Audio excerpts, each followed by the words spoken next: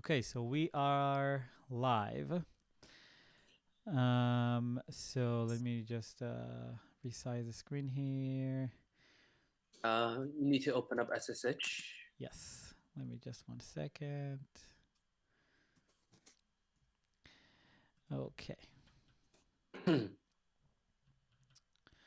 So let me open up the SSH. Dimitri joined us already. Hi, Dimitri. Welcome back. Hi, Dimitri. Okay, so you should be able to SSH now. Okay. No, no. Okay, you're able to SSH? No. No, you should be able to SSH. I need just Connection. yeah, just 1 second. Just 1 second. Okay, so let me give you it's going well, Dimitri. Going pretty well. Okay, so let's exit here. And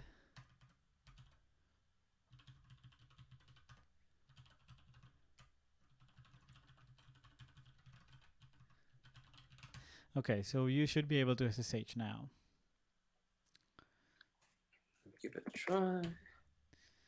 Yeah. Okay. Okay, you're in. I think I'm in. Yeah, it's just That's no good enough. more. Yeah, that's better. All right.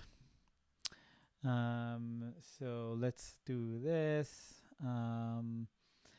And what's happening here? Why is this so slow? Okay. So you weren't here last night. So if you can give me like a brief kind of run through, Sure.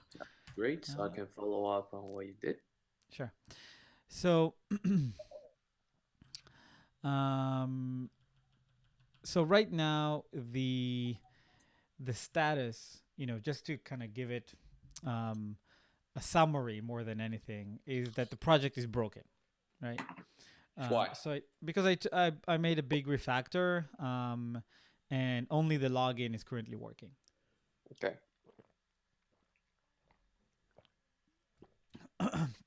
So what's our goal? excuse me. So oh man, sorry about that. You okay?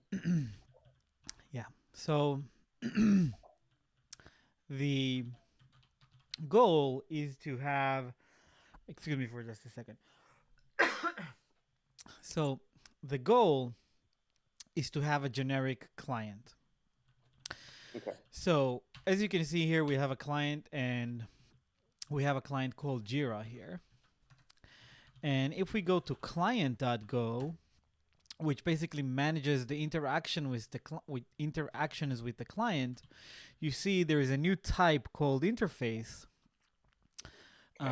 And that interface basically defines methods that, as long as this client respects those methods, then you can basically pass this generic client around, and not the Jira client, which we had before. So not the Jira client from the Jira package, I mean. Right? So on the right side, I just want to confirm if I understand correctly. On the right side, there is like an interface, and the interface has this method like get auth fields, get name, format field, and authenticate. Yep. So which file is on the left hand side? The left side is the client itself. So this is specifically the Jira client, right? So this, you see it's in client here, Right. right? So clients jira.go. And as you can see, this basically defines the interactions with Jira. So let's say if I want to have like another client, I would just like create another file, another Exactly. file that. And all you need to do is you need to implement those methods. So get auth field, get name, format field, and authenticate. Right? Okay. So this is sort of like inheritance, but it's not really inheritance. It's just interface. Exactly. Exactly. It's not really inheritance at all. Okay. Cool. So now let's just see something here. Cool. So the login is currently working. And as you can see, the login kind of has these get auth fields methods, and the get auth field has, you see, it's being called here. So for kv in range client dot get auth fields, then message is fmt, please enter your Jira something, and this should actually be v and client dot get name. Oh, you know what? This should be client name,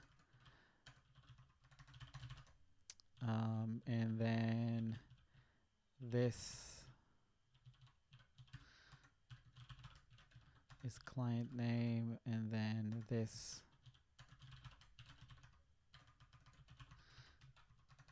All right. So this makes the code a bit clear. All right. So now we have this. It's prompting for whatever you have in the get auth fields.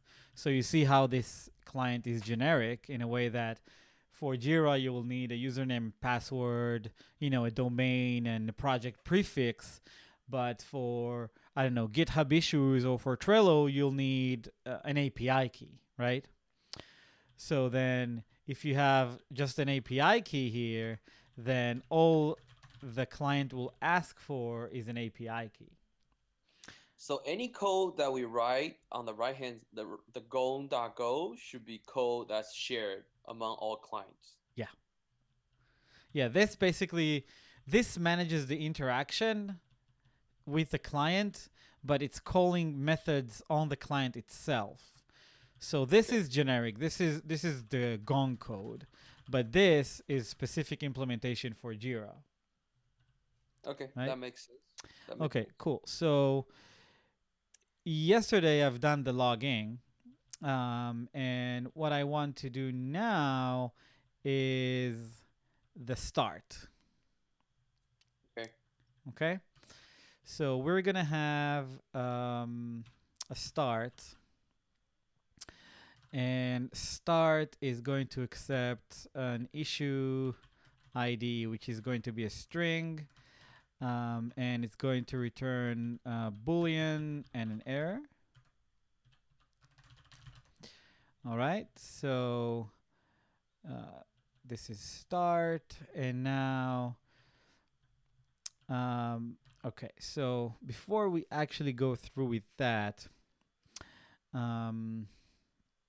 I want to do something different.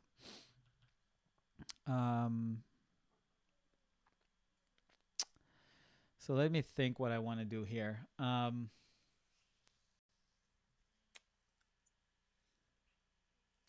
know what? Let's just roll with it for now, and we'll see what's happens. Okay, so for that, let's do gong, and then I want to go to cmd gong and then go to the main. So this is the login. Login is already implemented. By the way, you can see from 23 to like 45. And if you look at cmd gong main.go, login is actually much smaller. You see? So it's 22 lines, and much clearer. Why is this its own code? Why is the login in a separate code? Well, this is the interaction with the CLI. This is the CLI code, the one that Oh, this is exposes. okay. I see. I see. This is Yeah. the CLI Yeah. interaction with the command line. Yeah. Okay.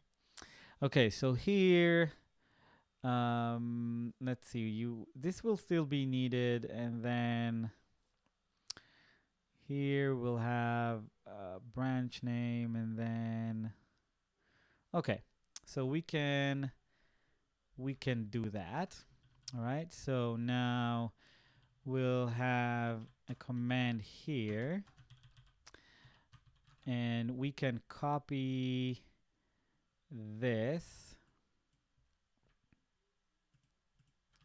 here.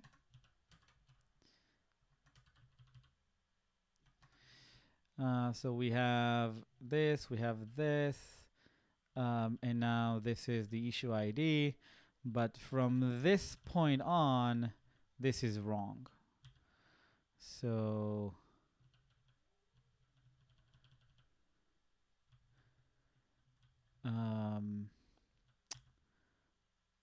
so here we'll still need a branch name.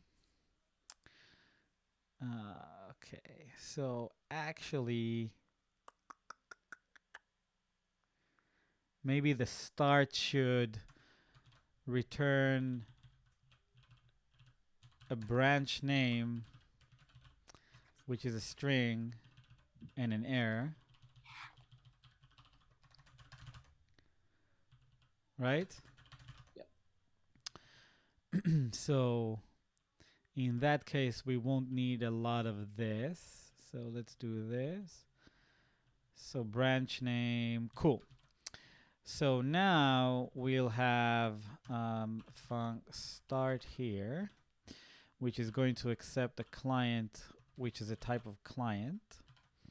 And it's going to return a string and an error.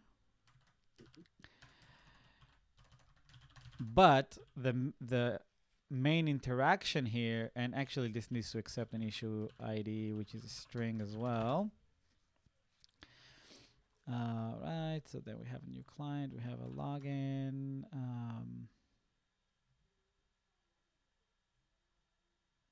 Wait a second. So login, a client is a new client. Okay, I see. Okay, cool. So now we have a start, which has a client and an error. And actually what we can do now is we can start testing this code. So client test.go,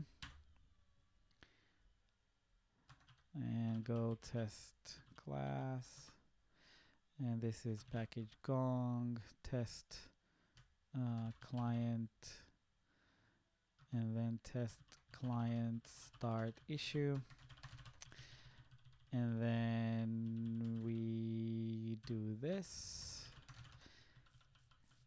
But actually, so we will have a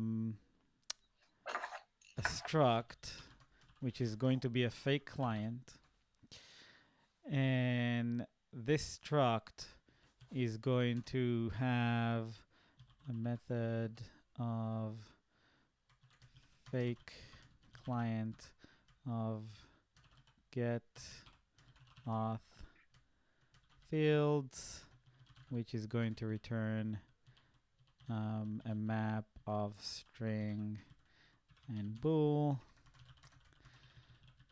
And then we'll have here return map string bool this. Whoops. Okay, so this is our fake client. So we have get auth fields and func. So method. So this is C of type client. Oh, sorry, this is actually fake client. And this is going to be get name, which is returning a string. And this is going to return a fake client, like so. What else do we need? We need the method for authenticate.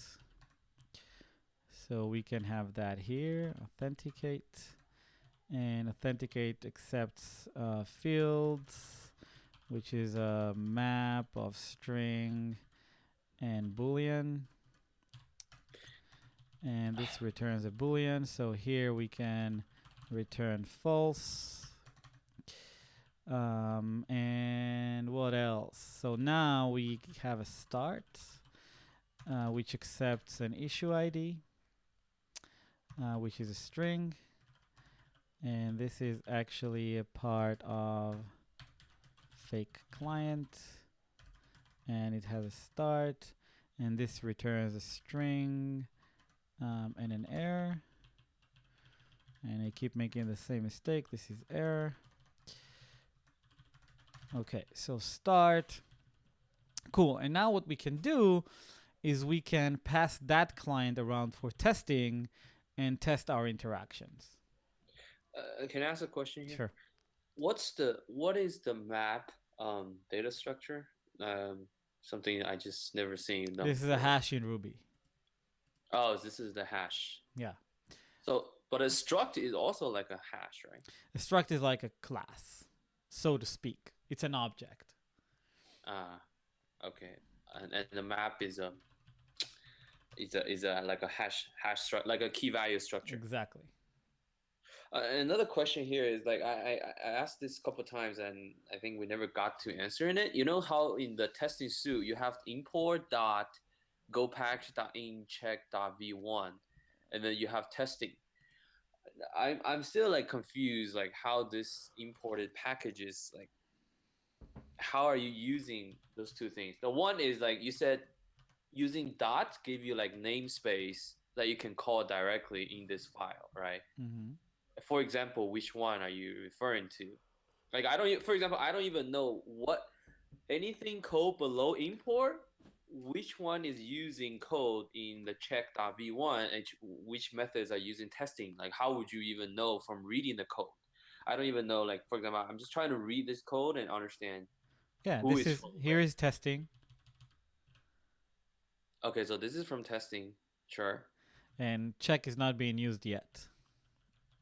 It's not being used yet. No, not here, not in this file. Okay, but you include that because you have plan to use in the future. Yeah. Okay. I mean, if you remember, like when we write the code, when we get to it, can you like kind of remind me so I can get to it if you remember?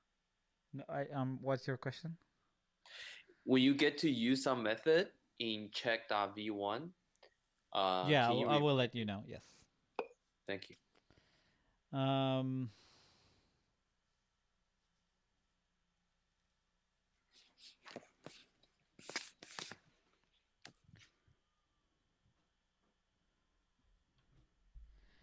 Now,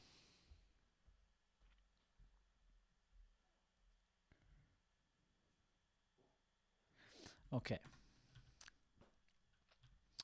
So this is our fake client, and this is the start. And we are going to return something like feature 111 and nil. Cool. And now we can test our code. So we're going to have to say client is fake client. Cool. And then start. And we're going to pass in issue ID of glob 1111 and the client, right?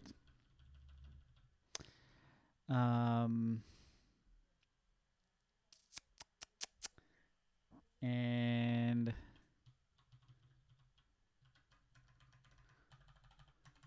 like so.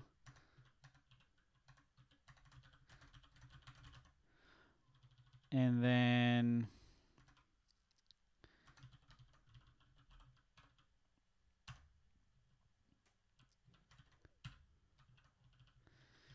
we're gonna say that c dot assert, so branch name is equals to start, and we're gonna say that c dot assert that branch name equals to feature 111, right?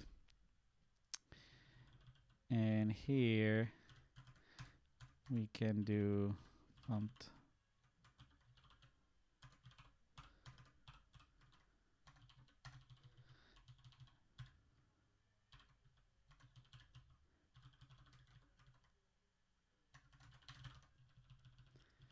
All right. So now we can actually, so first things first, let's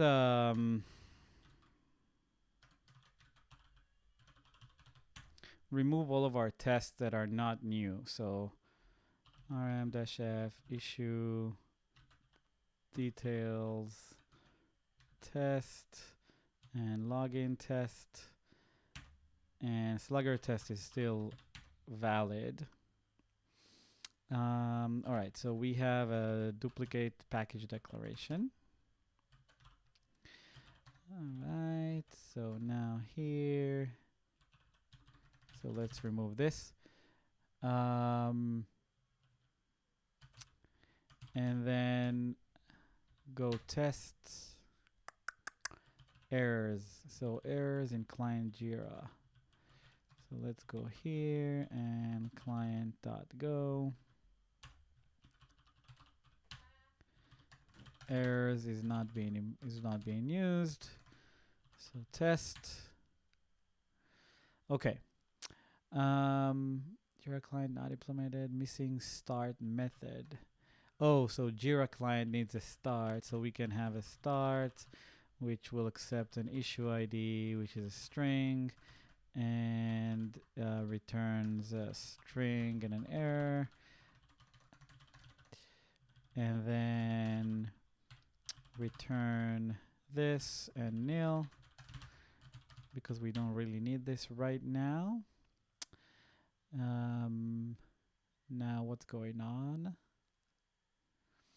Jira client missing start. I do have a start. No, I don't have a start. So J type Jira client here, and then so Magma Razor.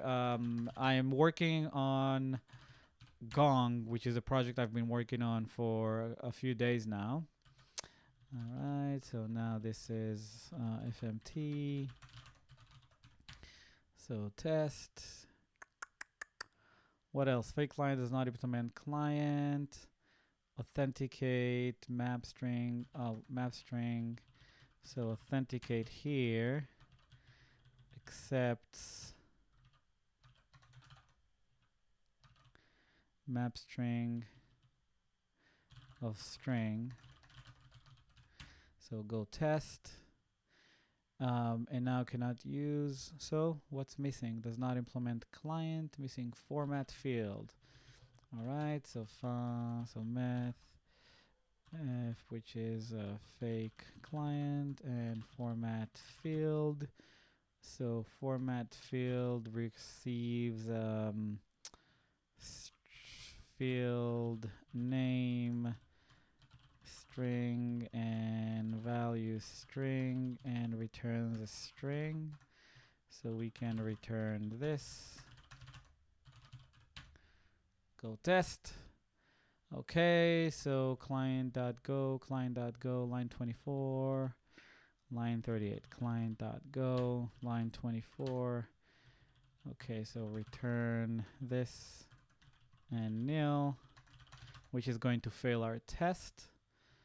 And now here, so line 38, client. Okay, so this is client name, and I think now we should be good to test. And line 42, client name. Yep. How many times did I mistype client name? Client name. Go tests. And now this should fail, and it does. Right? Stevens? Hello? Can you hear me? Yeah, now Hello? I can. Okay, so this fails, and it should, and it does. And now all you need for this to pass is to return a client.start and then passing the issue ID. And this has the same return parameters. So it's going to pass our test. Cool? Okay. Cool. So now to our Jira client. So our start method in the Jira client needs to actually, actually do something. And what it needs to do is to go here, issue details, and we had a start here. So let's do this and copy it here. So allowed is ready start, transition. Right.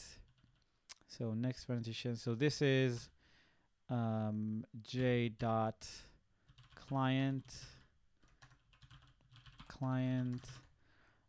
dot issue. Oh, you know what? But J doesn't exist. What is J? Here is J. Man, just look 2 lines above. All right. So this is j.client.issue.get transition and then an issue ID. So we have transition and then we have j.client.issue.do transition. And then we have this start issue. J.start issue, which will accept an issue ID. So this is recursive. And then what it needs to return the string for the branch name, right? Mm-hmm. So now we'll go here, get branch name. So we'll go here. And this is get branch name, which will be a part of J as the Jira client.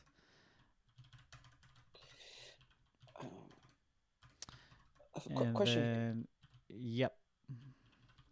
Okay, I get when you do like function new Jira client parenthesis, but then what do you mean when you do function J something here then get branch name something like this declaration? I'm having a hard time understanding. What do you mean? Sure. So if you do this func something, Yeah, right. right? This is package level function. It's called the top level function. It's a Okay. public function and it's available throughout the package. So you can do gong dot something, Yep. right? Mm-hmm. When you do func, x, which is x, and then something, and struct x. So what you'll need to do is you'll need to do some object equals to new x, like so, and then some object dot something. You see what I'm saying? So this is top level function and this is spaced under this struct. So this method is part of this struct. This method is part of the X struct. Mm-hmm. And the struct is sort of like a class. Yeah, sort of. And then, okay, so in this declaration, func X, small x, then big X, what does it mean literally? Like I understand. So this means this basically means that variable x Uh-huh. is pointer to X. So I can do Oh, if X has some other methods, then I can call them from here through X dot some other method. so small x is a pointer to the bigger x struct, No, basically. this is the pointer. Okay. This is the variable. So this basically is like doing this. Okay, so what is a small x in this case? Like Just a what? variable. It can be Stevens. Just a variable name.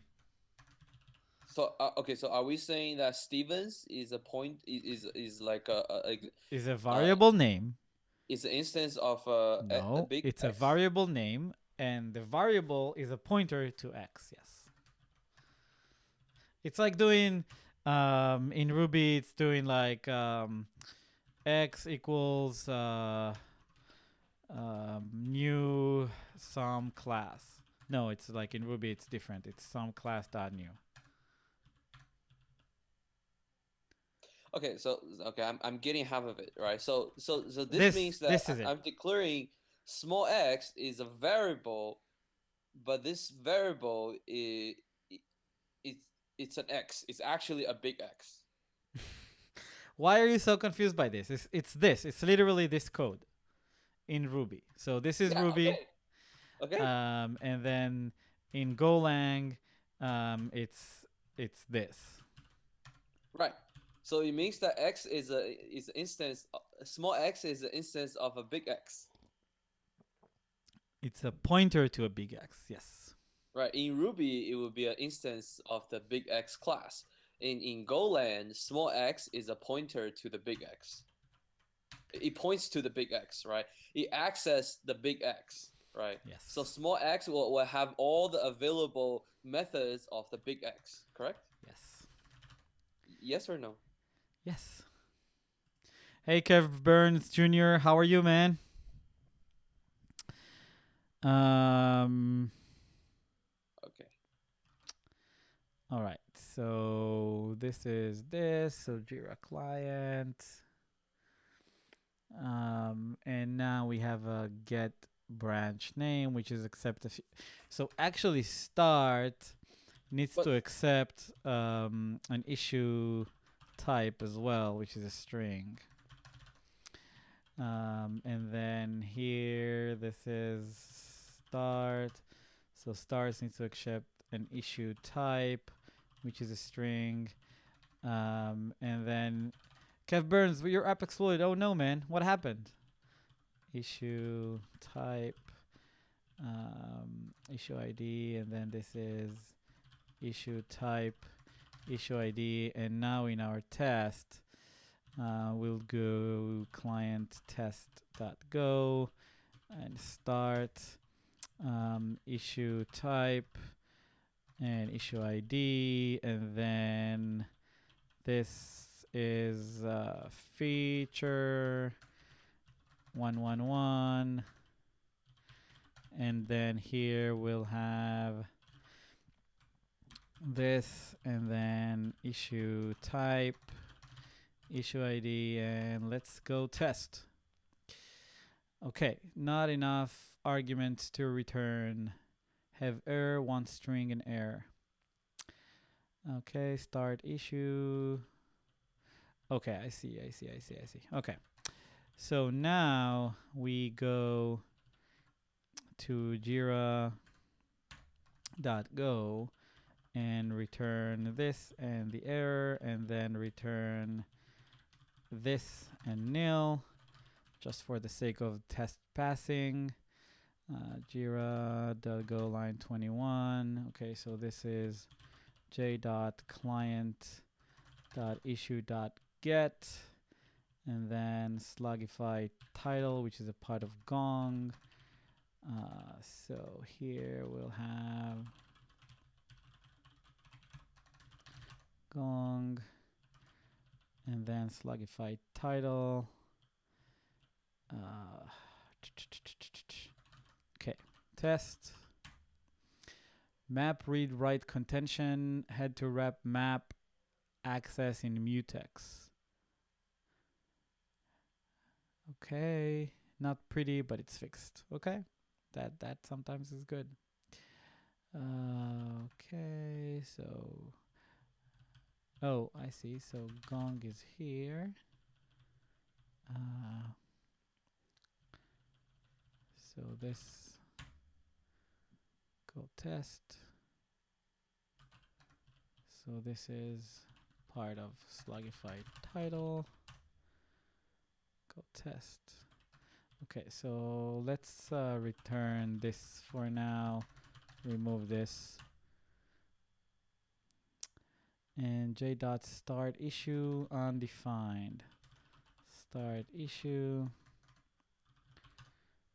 Oh, so this is start and issue type and issue ID. Go test.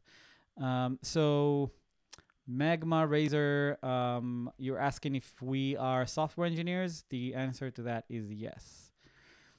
Multi-value J in single value context. So this is this. I'm just like trying to get the test to run. Yeah. Right, so index of. Okay, so we have index of. Let me grab that method. Where is that method? So here it is, index of. Okay, so I'm basically kind of doing this and go test. Issue declared but not used in line 21. So this is this. So go test. Okay, so our test pass. Well, it doesn't mean that the code works. The code does not actually work. So to get it to work, we need to get this back. So let's do this. So FMT is here. Let me focus on this code. Just 1 second, Stevens. Okay. So then this is j.client client.issue.get, and then we have an issue ID, and then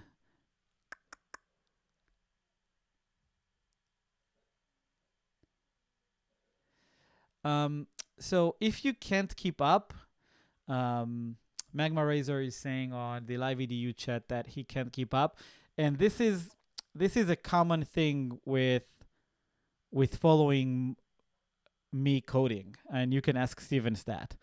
I've been dealing with it all my life. And I'm aware of that it can be hard to follow, especially because this is Vim and like the movements and, you know, splitting the screen and moving between Tmux and Vim and doing this and doing that. And like suddenly I do go test and it passes and then like nobody figures out why it passes. So I'm definitely aware of that. But the point of this stream, you know, other than me doing what I want, and this is like working on my code, is to help people. So if you have a question and you want to slow down, then feel free to let me know. I will definitely do that. Okay, so we have a Slugify title, but for Slugify title, the problem is that I need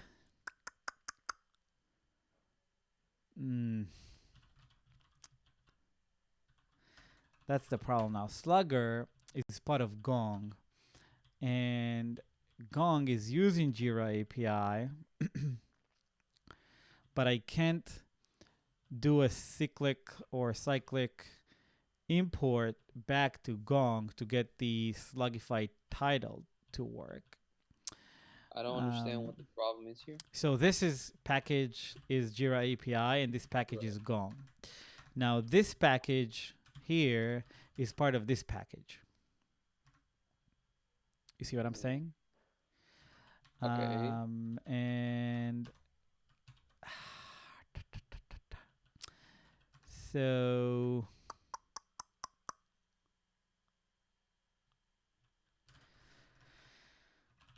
maybe I'm gonna regret this. But let's see how far this gets me. So client.go and then Jira API. And then this is here. clients. So this is here, and go test. So now what you do? You move everything under package Gong. New Jira client. New Jira client undefined. So package Gong. That's the problem. It doesn't like automatically import all these files. So let's move clients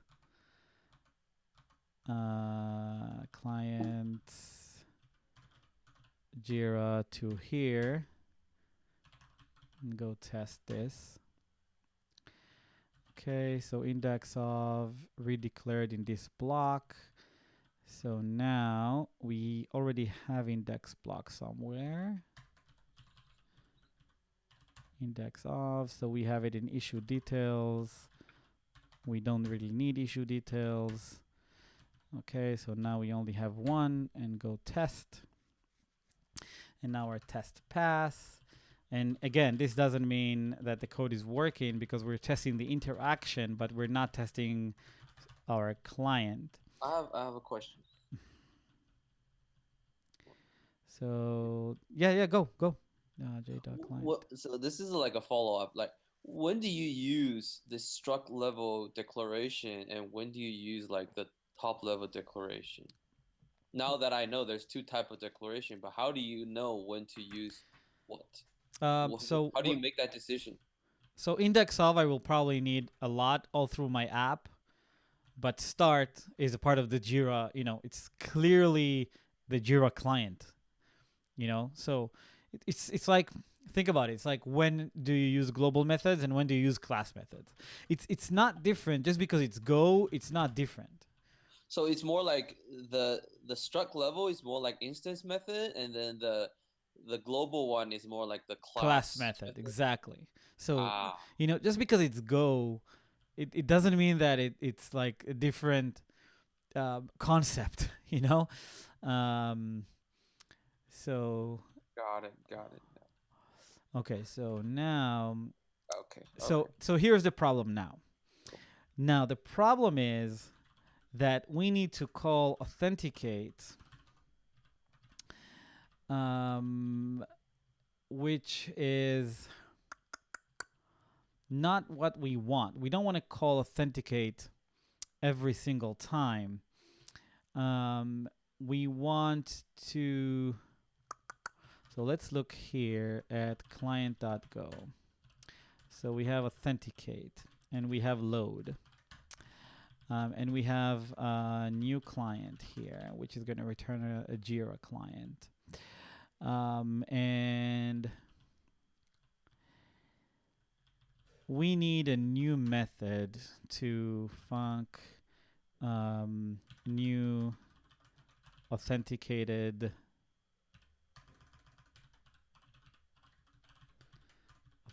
client, which is going to return a client and an error, like so. All right, so this here, and then load here. Okay, so this is fields error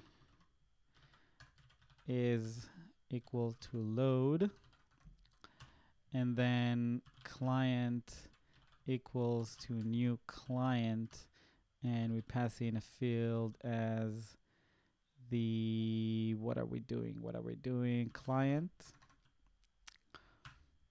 If so, this is error, then we return nil and error.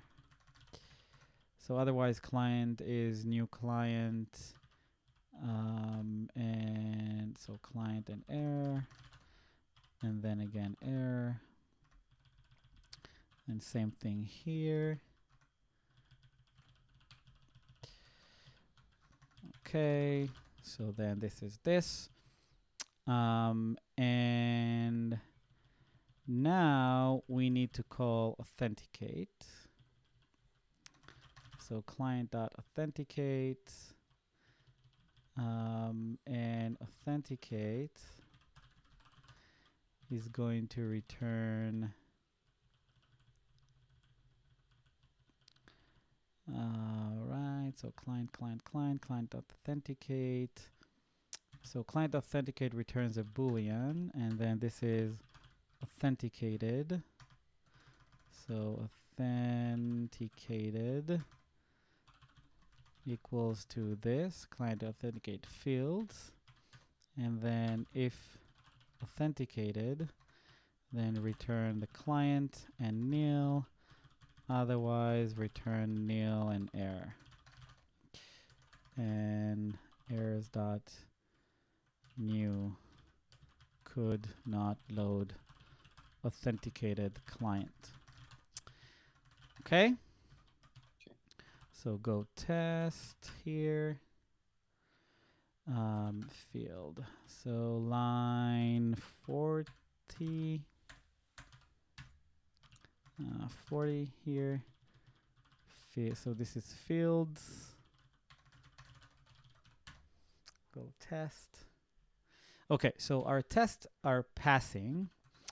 And we should now have the start. So let's go to our cmd main.go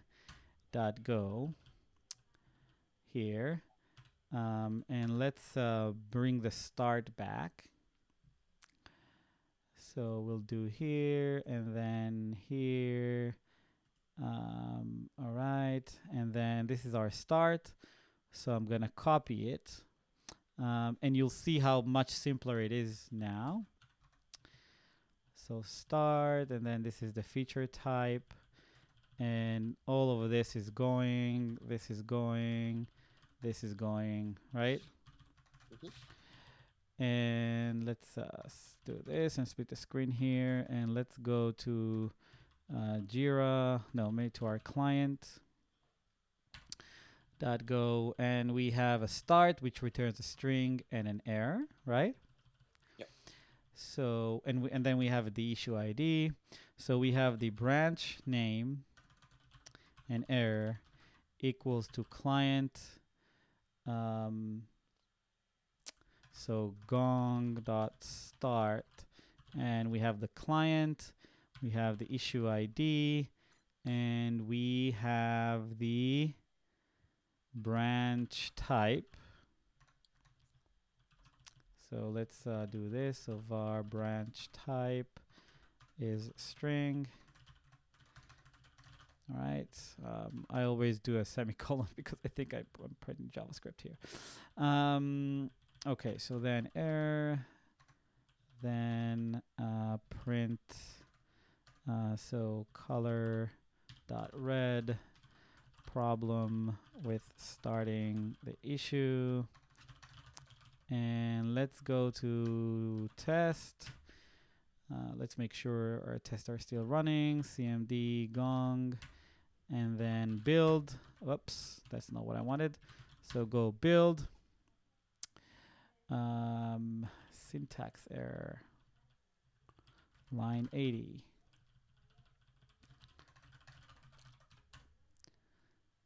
Okay, font. Line 54. All right, so this is color dot red, and then line 60. Line 60 here. Branch name and error. Oh, so client. Okay, so this is client equals to gong dot get authenticated.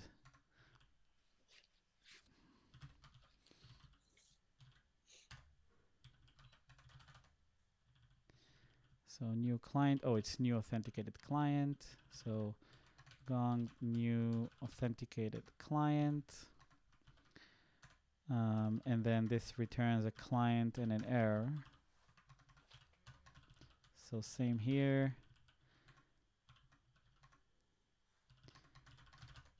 color.red. Okay.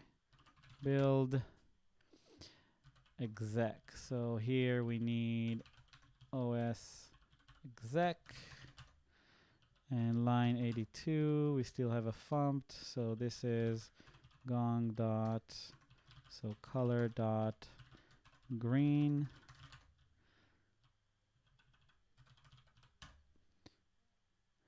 All right, final one.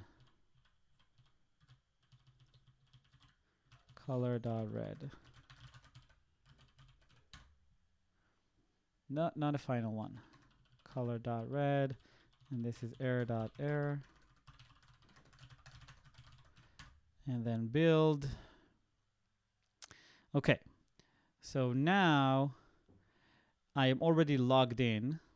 So gong start, and I need to check the issue. Git branch. Let's see what the issue is.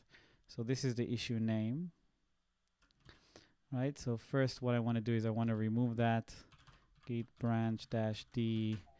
Remove that branch, and now I want to do gong start, and then 9387. Nope. Okay, so start segmentation fault. So this is the worst violation code, and I think I know what this is, but let's see.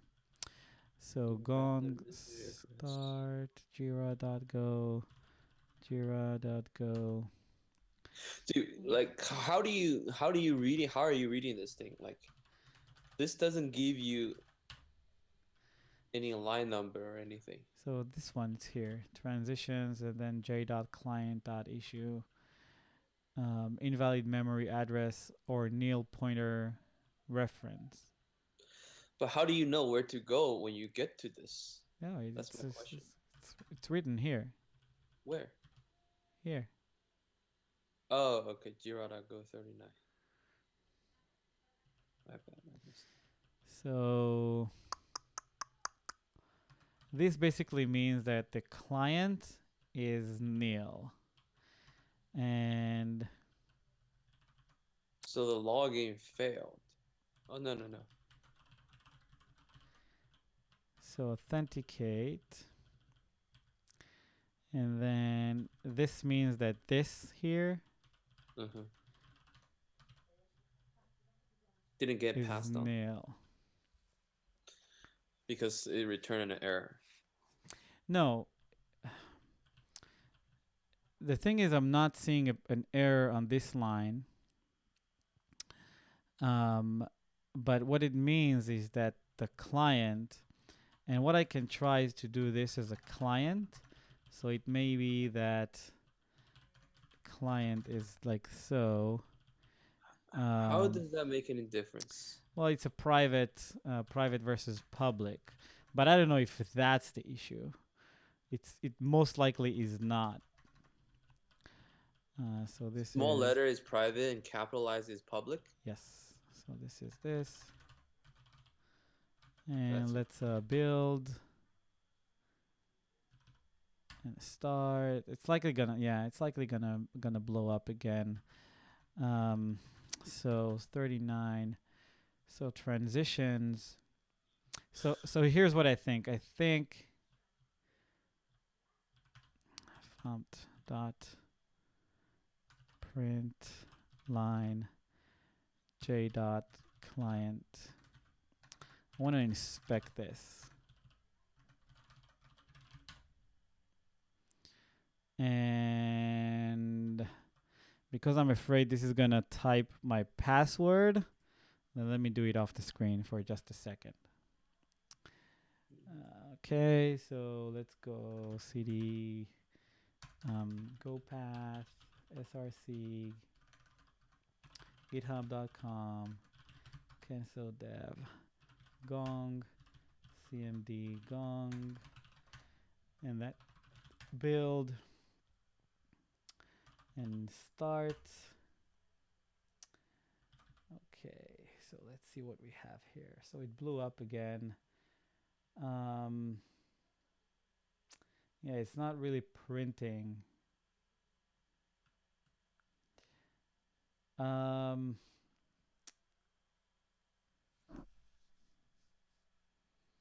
I wonder. Let me look at the code that we had before. Right. So here, I think we're dereferencing the pointer, and that's the problem. But let me look at it here for issue details. So we had a start here, and start. So it was Jira client, and Jira client was a pointer to Jira client.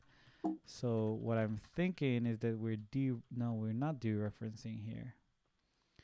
We're maintaining it just as it is. So Jira client. Oh, you know what? Let me see here. Just 1 second. So this is add comment, get branch name. So I think it's part of our login. Let's see what we do in our login. Login.go. Jira.client. Okay, so we have a get authenticated. Login. Where are we returning? Okay, so we are Jira client. Okay, so yes, it's definitely Jira dot new client. So Jira client is definitely a pointer. The question is, why does this not return false? CMD main.go, and then client and an error, new authenticated client. So this is part of our client.go, and here new authenticated client. So here we have authenticated. Authenticated is client.authenticate. And we return a client and an error.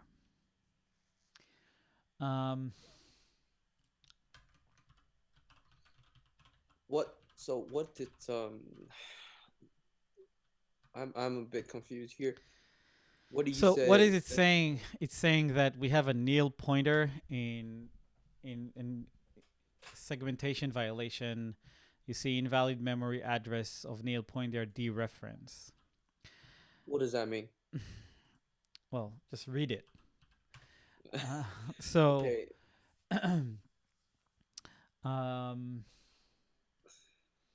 Let me see. I'm looking at some panic here. Right, so recording.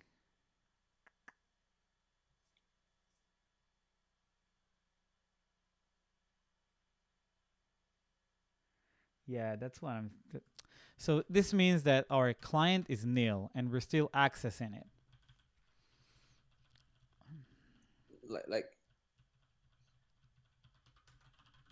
This means that from authenticate,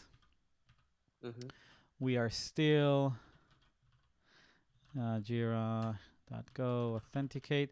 We're still in some cases returning true when we shouldn't. So authenticate, this is true. Oh, so wait a second. This is client.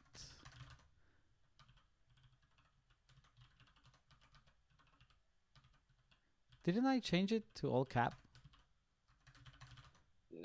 I remember you did something. I think I did it in. Okay, so j.client. So this is here, here, here. I think it's my Vim still on the old file. So yeah, you see? So rm-rf clients, and then cd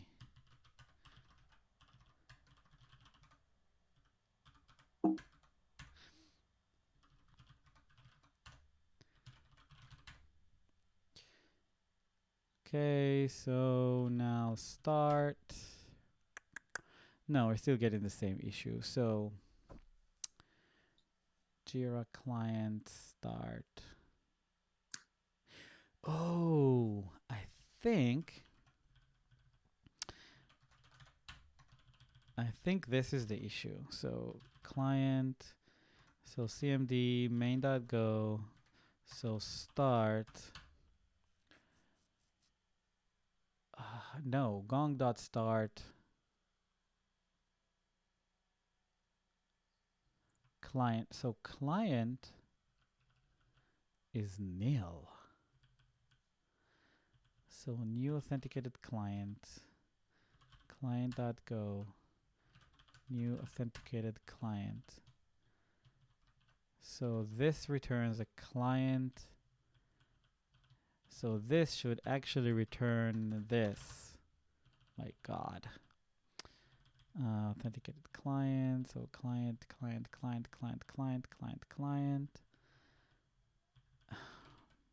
Let's see. Client is ported to an interface, not interface. New authenticated client. What's the problem? Cannot use client type. Client is type client. Where is this? Client 49. is pointer to interface, not interface. Return client error, new client. So this is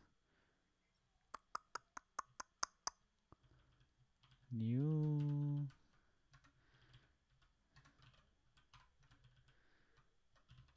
Jira, new Jira client, returns a Jira client. So client line 49, return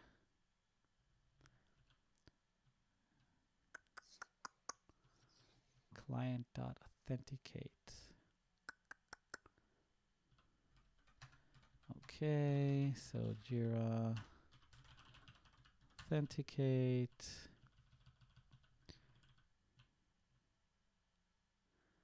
This returns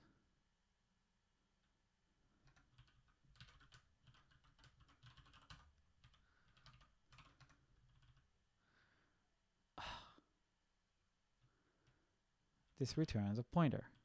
I don't understand. Client is pointer, cannot use client, type client. So client.go line 49.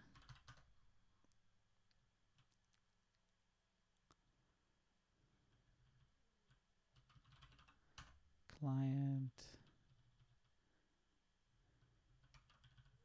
Okay, my God. So this build cannot use new Jira client. It's type client. Client is a pointer to interface, not interface. So now line 27 here. What's the problem? Return new Jira client. And new Jira client, type Jira client is type client. So this is, no, I can't do that. No, can't. Okay. What's the difference between when you do just client and pointer to the client? Like, what's the difference here? It's by value or by reference. So go build. So in this case, when you don't do a pointer, is it by value? By value.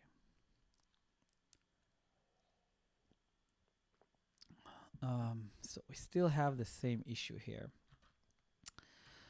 And the problem is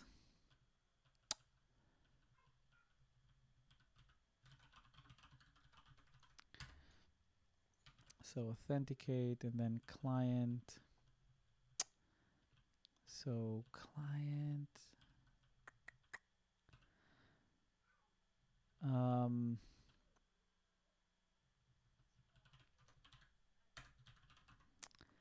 client is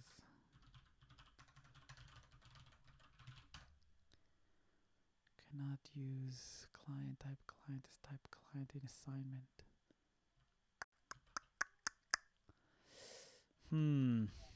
That's the problem here.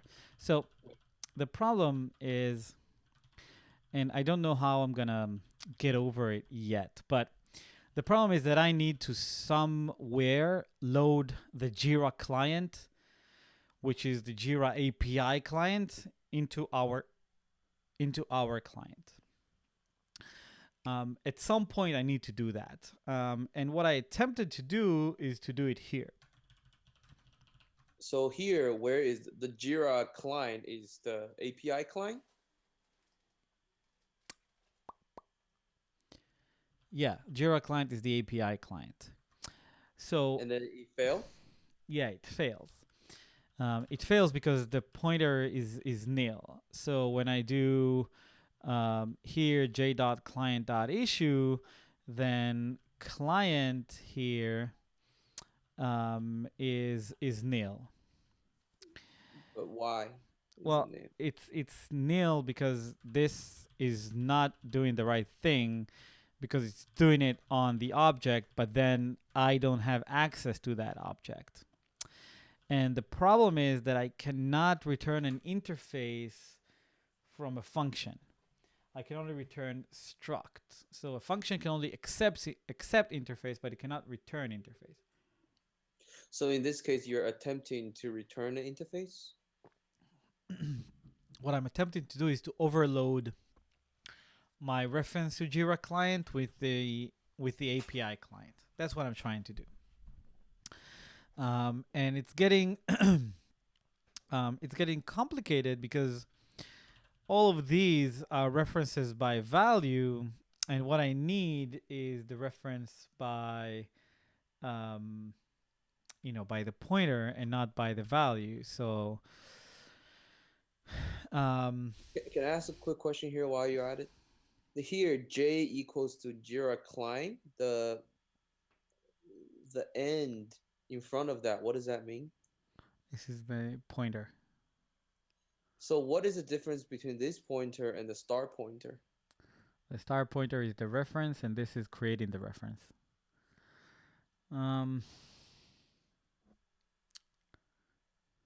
This is creating the reference? Let me think here for a second. What does that mean? How can I overload this? Because what I need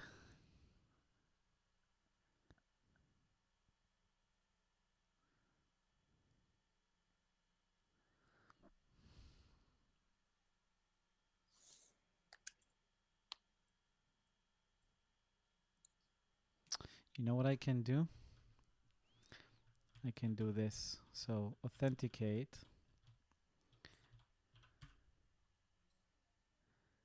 Like so.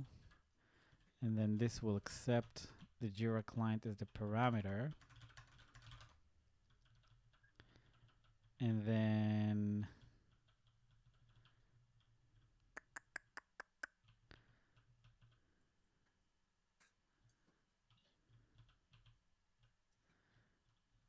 this is new client and new client.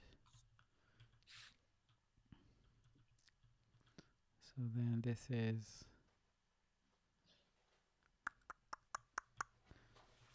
new client.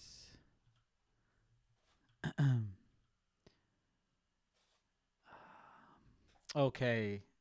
Okay. Cool. So I don't really need to call new client here. Oh, I actually do. So this is Jira client, authenticate. So new where is it? So new authenticated client, authenticate, and then the client.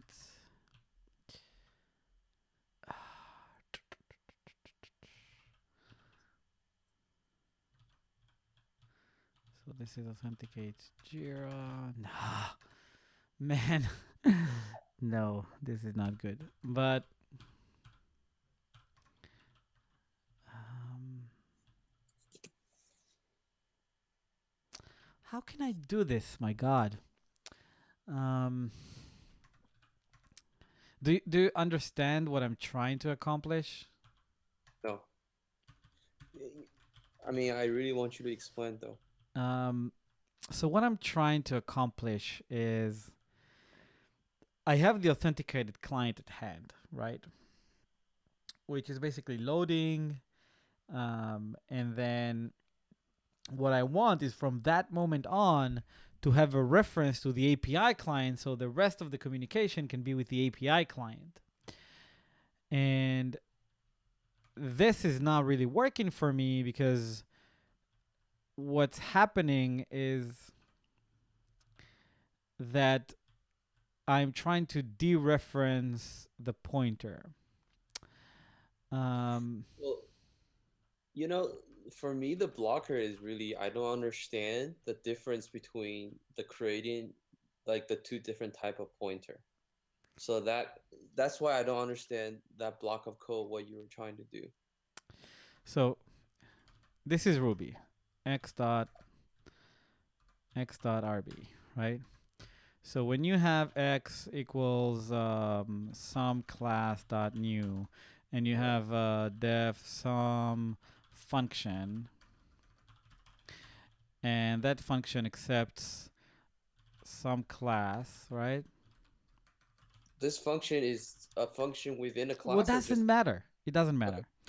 Okay, and then you do I don't know, some class dot x equals boom, and then here you do x dot x equals boomer. But you didn't define some class. Doesn't matter, right? So then it's just imagine that it's defined. So But now when you do some function in Ruby here and you pass x, and if you now do like this, x dot x, what is it gonna be? okay, so let me check. Some function, some class that x equals to boom.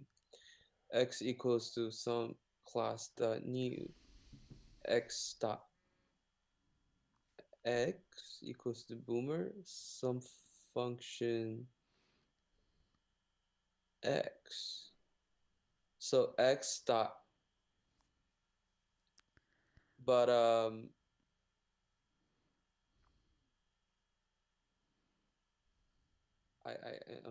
wait a second. So this should be boom. To simplify for you, this is some class, right? And this is some class. And then this is some class. What's... But x is not defined. The method Oh x my is god, man. Just imagine that it's defined. It doesn't matter. It's just a property. and then the sum function what does it do? It sets like the class method of some class. Mm-hmm.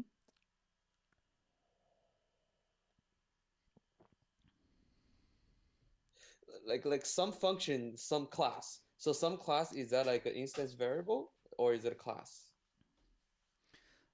Dude, this is Ruby. You're doing Ruby every single day of your life. Yeah, I know that, but So let's make it simpler. Okay. IRB. okay. So we have why is my computer? So class, some class, Mm. and then def x, no, some prop equals v, and then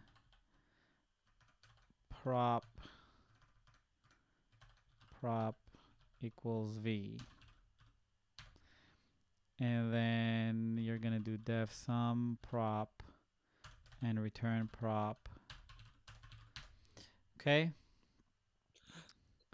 So now x equals some class dot new x dot some prop equals to boom, and then Okay. x dot some prop That's is boom. boom. And Okay, if you I get that part. do x dot some prop equals to boomer and x dot some prop, it's gonna be boomer, right? Yeah, because some prop equals, yeah, we define a method where we can set the prop. Okay. Okay, so I get this now. Um, How can we go to the Golang and so now let's do def. Well, this is not actually a good example, but doesn't matter. Let's keep with it. So def some method that's gonna return that's gonna accept some class, and then you're gonna do some class dot some prop equals to boom. okay? Right? So now you have x, which is boomer, right? And you call some method with that x. Right? Okay. So what happened is that when you pass x here, you pass it by reference. As you can see, x is still the same object. Right. X is the same object where we did x equals to some class dot new. Exactly. Okay. So in Go, if you want to do this, then you need to pass some method and then x if you want the same behavior. Okay. Otherwise, x is not gonna mutate whatever you do inside the method. Right? It's only gonna mutate inside the method, but the object that you pass to the method, as long as you didn't pass it by reference, it's gonna stay the same object. So if you want, if we want to Let's kind do of modify the same, Go playground. And let's do yeah. this. So I kind of get this. So you're saying that if I want to modify the object, I have to pass it a pointer to that object, right? Yes. Okay. So that part I get it. My question was the start pointer. I get the meaning of it, but when do you use the ampersand? Like, what's the difference between ampersand and the start pointer? So when I do x equals ampersand some struct, right? Then Right. x is a pointer to some struct. If I do just like some struct, like so, x some struct, like so, then x is the value of some struct. It's not the pointer to some struct. Okay, so when you do x equals to ampersand some struct, x is a pointer to some struct. Yeah. And then when you do x equals to some struct without ampersand, it means x is the value of some struct. Indeed. But then, like, why don't you do x equals to star pointer some struct? Because a star pointer is dereferencing. Star pointer is dereferencing? Yeah. What, did you give up? No, I didn't give up. It's just I'm stuck. I'm stuck on this, and it just seems weird that I'm explaining this without like thinking of the problem. So just 1 second. Okay. So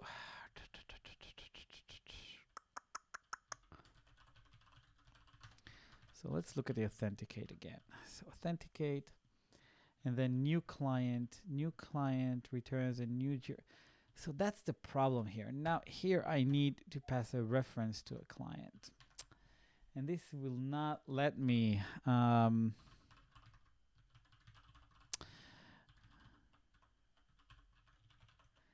this will not let me do that.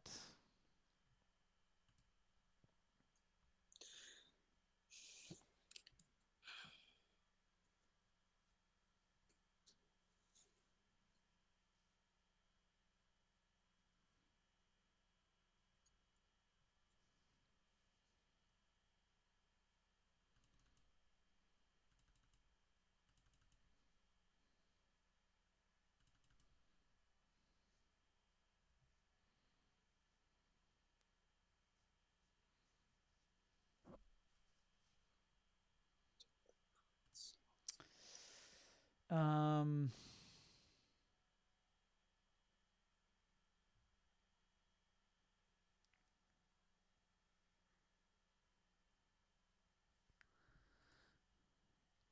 okay. So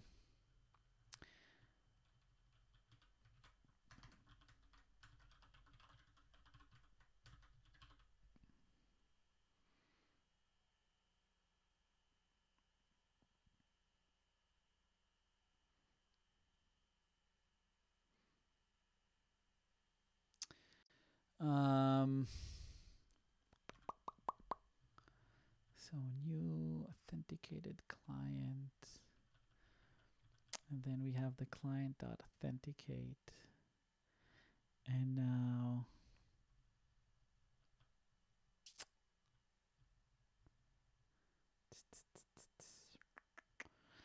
the problem is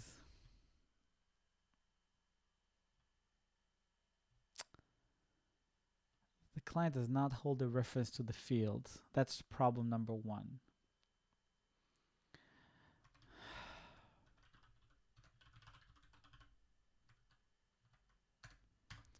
So authenticate has the fields.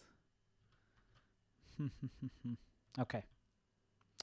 Well, I'm getting somewhere. Not sure where, but somewhere. So then this is fields.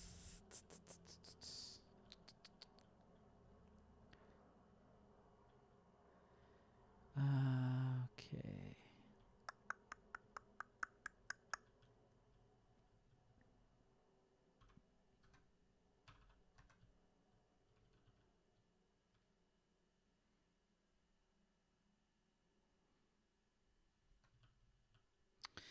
All right. So let's rethink this. So we have the Jira here. And the Jira, in it, we have an authenticate method. And in this authenticate method, we have this, which returns our authenticated Jira client. And in it, what we can do is we can have the reference to the client here. So in out client as an interface, well, as an interface, I guess. And then here we'll do that in out client equals to this Jira client. Well, not this, but this. And then client equals to Jira client. And then our authenticate method here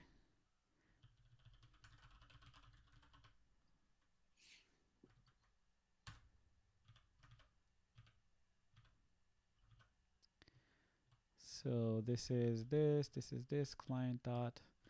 So new authenticated client.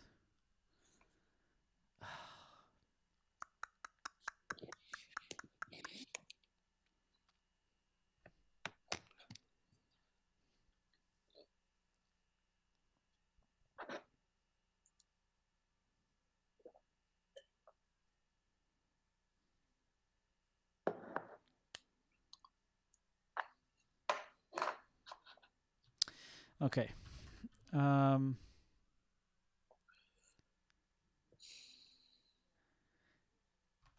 Oh yeah, thank you.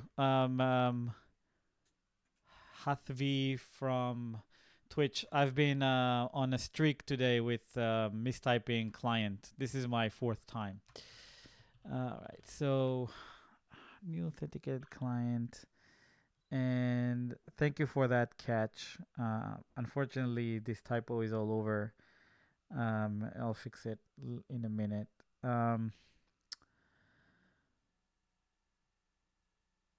So let me explain the problem, because I think the problem is in my brain and not exposed. So here's the problem. All right. So first we need to load the client by name, and name is coming from the JSON file. Right. So when we do gong login, then we save .gong.json file, and one of the properties name is name Jira, right? So first we need to load the client by name. This needs to return the client interface, right? But the problem is that this client is unauthenticated. But does this give us the actual client API object? No. So when I say authenticated, it means we do not have API. So what is all we have is just a simple, stupid object with client like so. That's it. It's like the stupidest thing in the world. And then now we need to authenticate the client, but when we authenticate the client, it's not enough to just authenticate the client and say, okay, we're authenticated. We also need to now have the client.client be the real API client, which is, Jira, GitHub, Trello, whatever. You see what I'm saying? So now when we do authenticate, we need to mutate the object that we authenticated to overload it with the client reference to the API client. This is the problem, right? The problem is once we authenticated, we need to, but it's not really mutate, right? We just need to kind of give it another property, it looks like. Yeah, but that's what I'm telling you. That's why I explained to you that in Ruby, it's simple because you pass the objects by reference all the time. But in Go, you don't. You pass them by value. And when you pass them by value, just by saying, hey, this is a Jira client.client, it doesn't do anything to the original Jira client because it's by reference. Okay, so because we cannot modify the original client object. Mm-hmm. What I want to try and do is do this.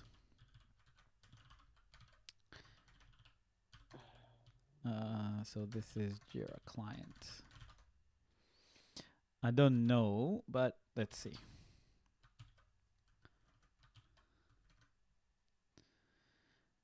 Okay, so build. Jira client does not implement client. Authenticate.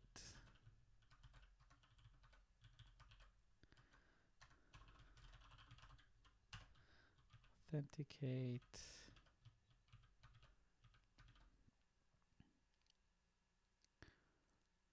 Where are we? Line 27. Line 27. New Jira client does not implement client. Okay, so this is the problem here. This should be a private.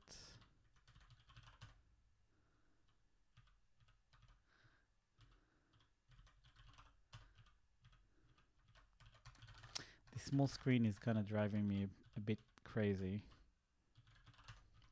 The small screen.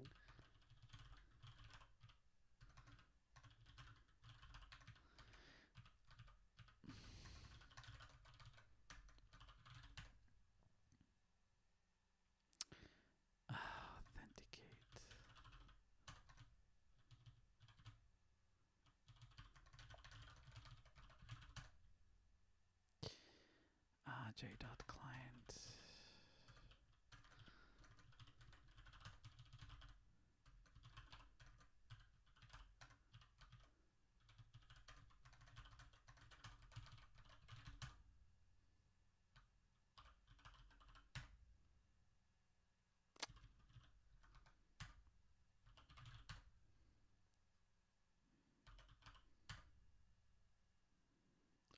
Still. Oh, now it's different.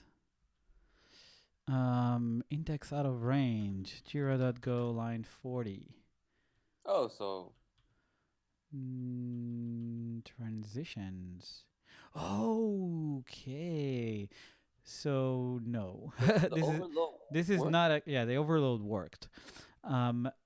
So now the problem is that something here errored out.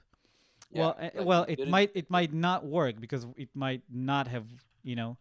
So get transitions. Let me look at We can cd go print it. path. No, it's likely nil. So go path, src github.com, Andy Jira go Jira, and get transitions, and this is part of issue.go, and get transitions returns a transition, a response, and an error. So this is transitions, response, and error, and then error, then fmt dot print line error, and fmt dot print line response, and then return this an error, and let's build and start. So problem status code 404. What is 404? Well, that means that yep. So here in authenticate,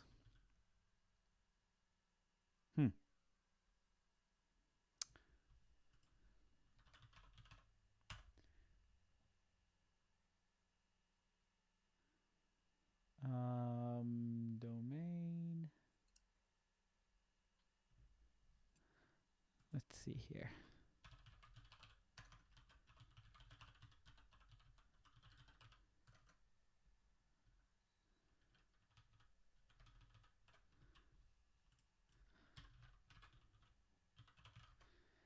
I'm just trying to see if the domain is correct and I don't have a typo because I'm on a roll with typos. So let's see if that's the problem. And if not, then we'll see. Okay, so now gong start. And we have request failed, status code 404. Okay, so response. So let's do, so response is response, and then we can do body. Response dot body. Pretty sure that's wrong. Let's do build.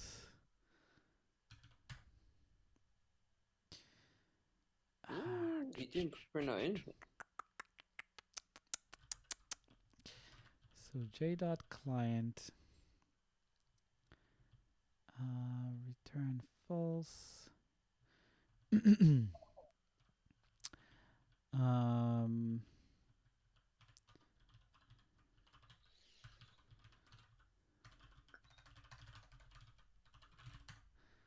Okay, so let's go here, start.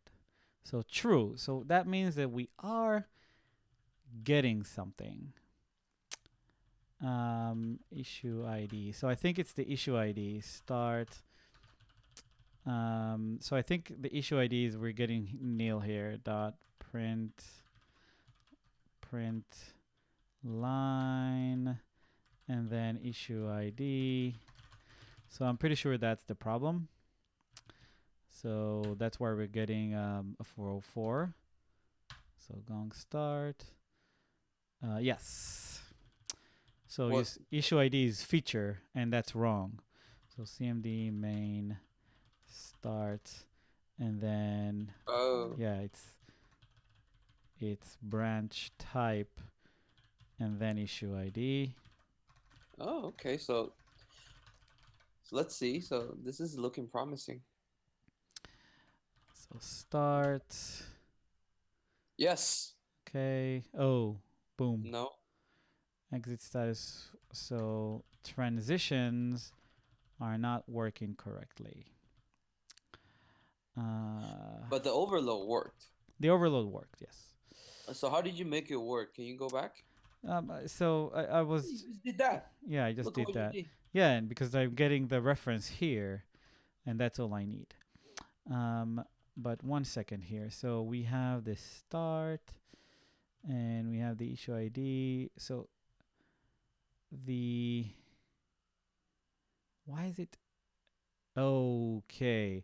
So git branch, that means we already have the branch. No, we don't. So let's see. Issue.get, issue ID. So let's do get branch name, get branch name. Okay, I see the problem. So get branch name. We're not calling get branch name here. So start. We need to call the get branch name. So this. So here we need to call get branch name with the issue, with a branch type and issue ID. And then get branch name. Okay, so let's build. So this is still not good, but let's see. So get branch name. So this is part of J. So branch type.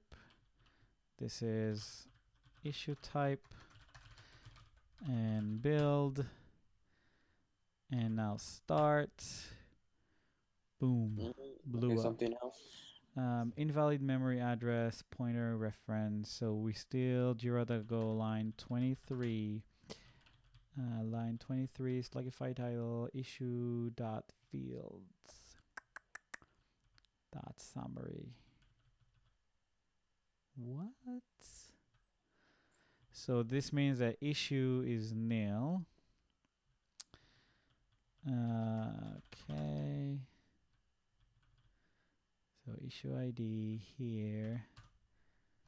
And this is probably the error here. So error fmt.print line error, and then return this. Build, start, request failed, status 404, and the same issue. So issue type is first, and issue ID is second, and build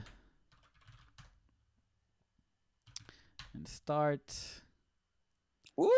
Cool. Look at that.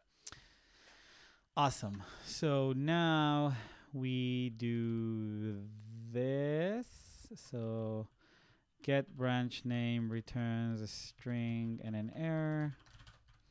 And if this is not, then we return error. And So Golang start is working? yes. This Branch is a name. good time to stop because I want to ask you something. Branch name and error equals to get j dot get branch name, issue type, issue ID, and then error. Then this will return this and error. If not, then return branch name and nil.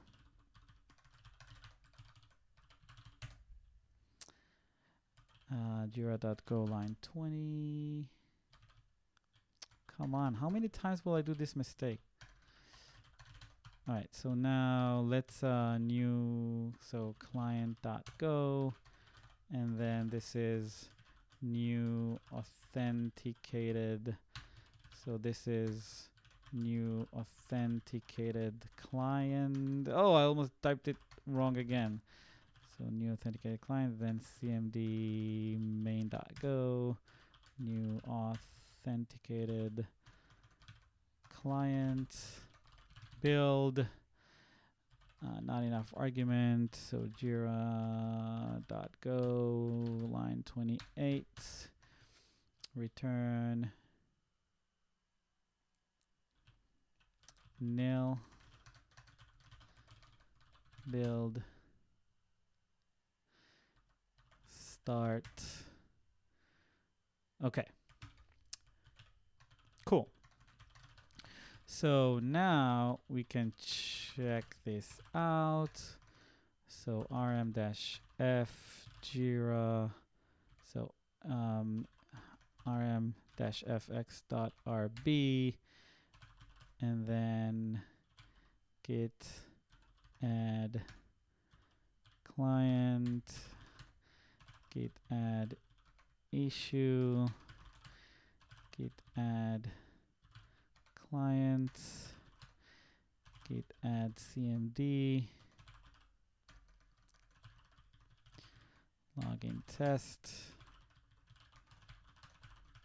commit authentication and starting, and issue is working with the generic client. Okay. Cool. So for some reason, Stevens is out. I think his either his internet died or something. All right, so now we have the start. And git checkout master, git checkout to do,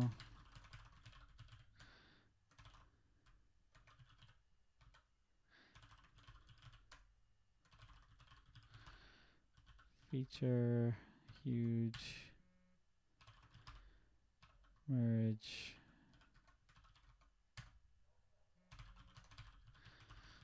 feature, refactor. Okay.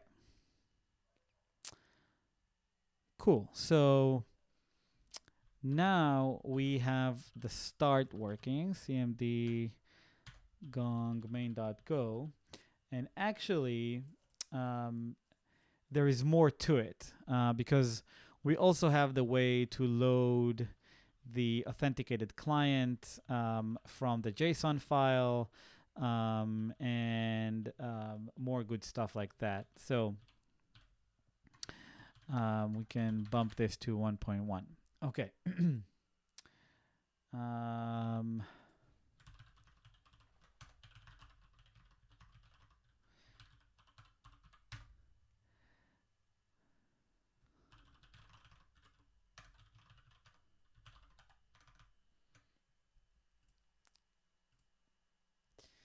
All right. Cool. So we can bump this to here. All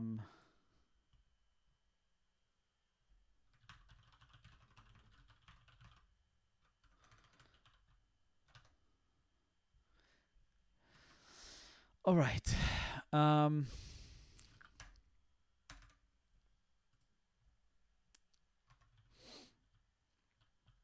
So let's do it here.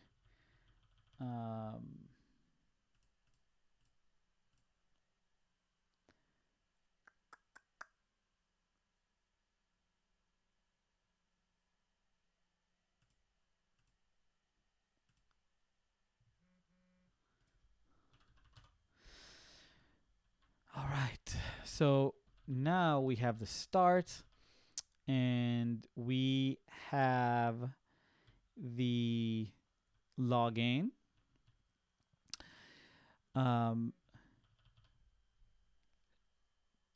Okay. All right. Sorry So about that. no worries.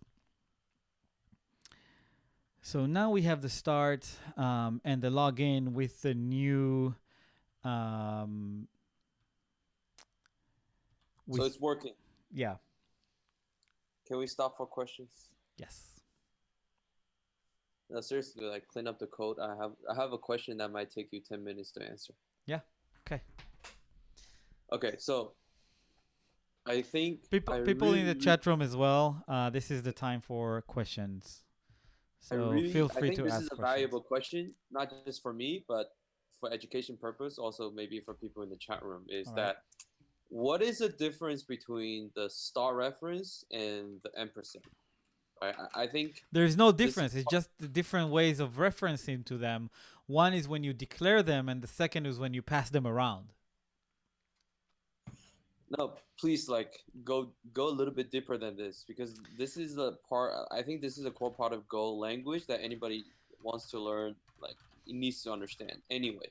Okay. And I'm like only. So let's do sample.go. Okay. Okay. Okay. Let's do this, and this is you know what? So let's do Vim.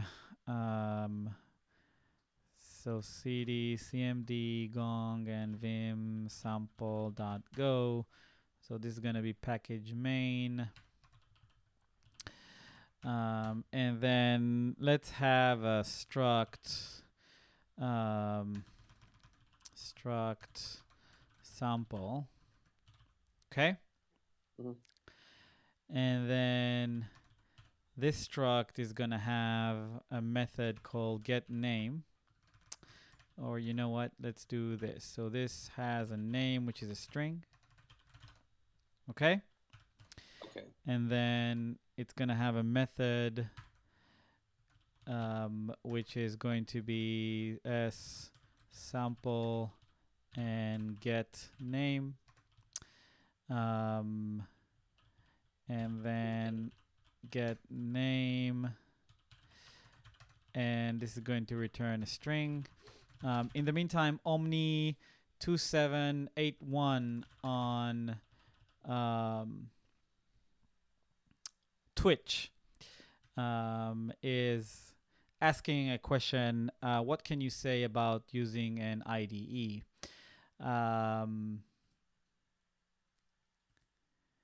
So the last time I've used an IDE was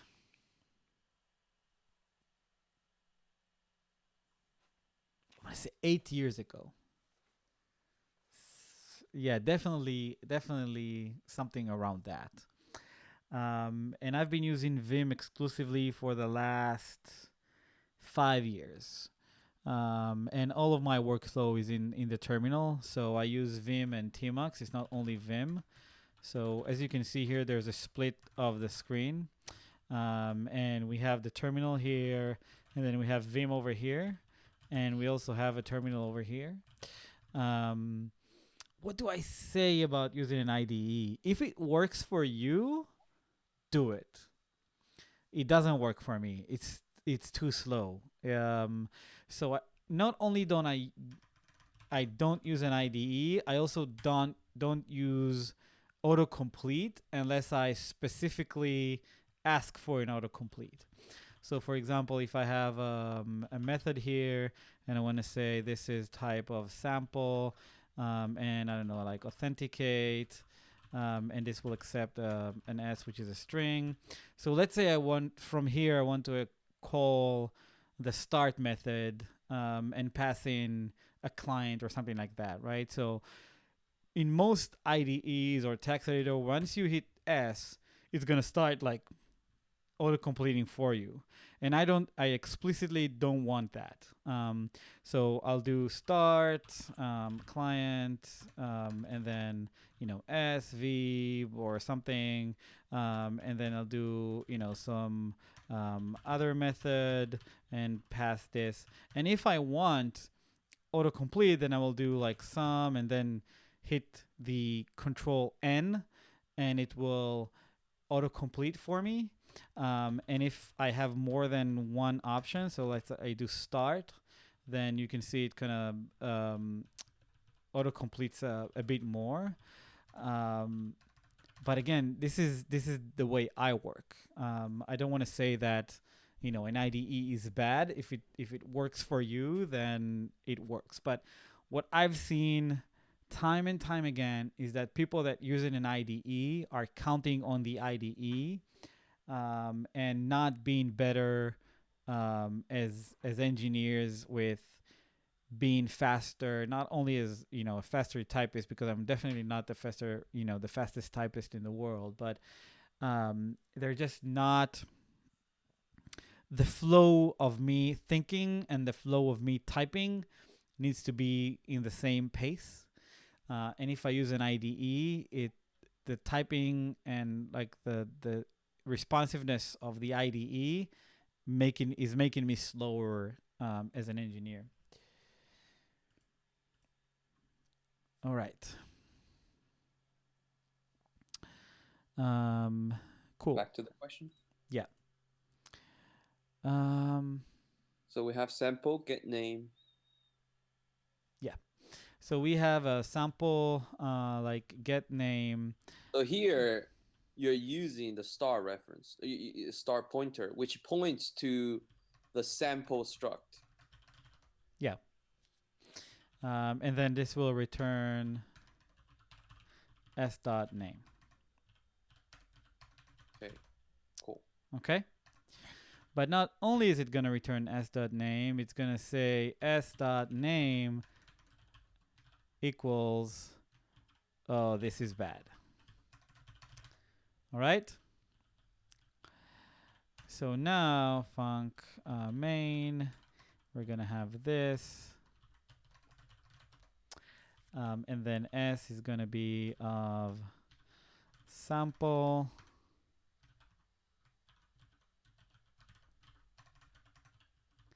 And then s dot get name funct dot print line s dot get name. So then import funct, and now go run sample.go. Okay, did you see what happened? So go back to the code. Well, maybe can you have the code on the left side? Maybe I don't know. So here. Yeah. So here, okay. So we declare the struct sample, right? Big capitalized sample, and then we declare a function get name. Not a function, a method. It's a method. It's that. A method, yeah. Okay. It's a method of the struct sample, right? Yeah. And then s is a variable that points to the struct big sample, right? And then inside of the method we do s.name equals this is bad. So we're actually setting the name, like we're setting the value of s.name, right? And then we return s.name. Okay. So before I go to your question, Omni2781 is saying, okay, thanks. If you work in a team with big project, you also use your editor. How explain to employer your preference? Okay, so these are two questions. So I use Vim everywhere. It doesn't matter how big the project is. At the company I work for now, we have about 30 engineers and we have about 40 projects. So 40 microservices. Some of them are bigger, some of them are smaller. Some of the repositories we have. So we have north of 500, 600,000 lines of code across the project. I always use Vim. Always. Doesn't matter. So Omni is following. Thank you for first of all. So I always use Vim. It doesn't matter the size of a project. And how to explain your employer preference? I don't. Um, I don't. It doesn't really. I mean, I don't know why. Why would I? Um, I think most people, and I'm not trying to be an asshole here. I think most people would want my speed anywhere. Um, in terms of how I work in Vim. Every time I see someone working with me, they're like, "Oh, show me your dot files and show me what you've done here. Now, how did you do that? And how did you move here?" And so I don't think an editor will make me a better. I think it'll just make me worse. And what I've seen at the company I work for right now is that I think a good 50-50 is using a terminal-based editor, whether it's Vim or Emacs. The others are using a text editor, but is Atom. And maybe 10% are using an IDE like PyDev or whatever it is for Python, because we use mainly Python. But yeah, an IDE is again, I don't want to sound, but that's my opinion. Okay, so did you understand what happened here? I only understood half of it. Like I understood Why? to line 11. Okay, line 11, return s.name. So here in function main, what did you do here? Like what do you mean Well, first s? of all, did you see that this is a reference? And because this is a reference, then I can call s.name because s is a function on a pointer of sample. If I do this What would happen? and then go run sample.go,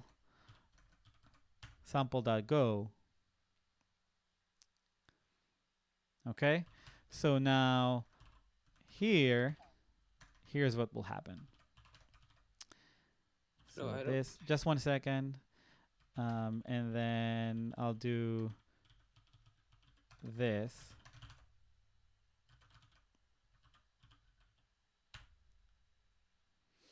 Okay. Same And thing. now if I do s.name equals to, I don't know, something else.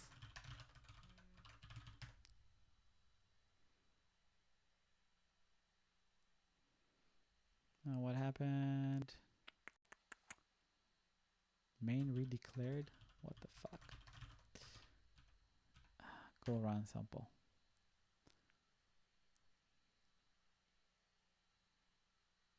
Okay? Did you understand? But you didn't build it, so you don't have to build it. No, I don't. I can do go run. Okay.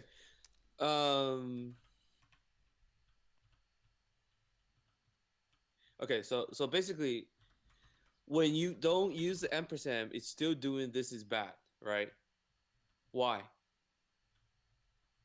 No. Because it's But wait a second. So look at this. So this will give you a better idea, right? So this is this, and then I want to also print s.name.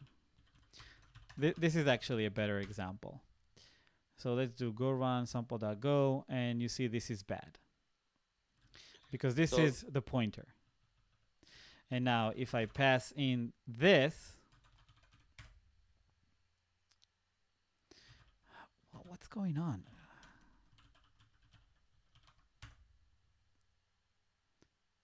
S.name, s.getName, s.name. So this is this. This is sample s.getName. And then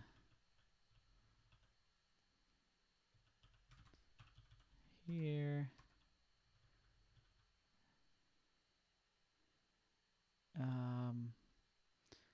you managed to confuse me. So just 1 second. sorry. No, this is the wrong example. So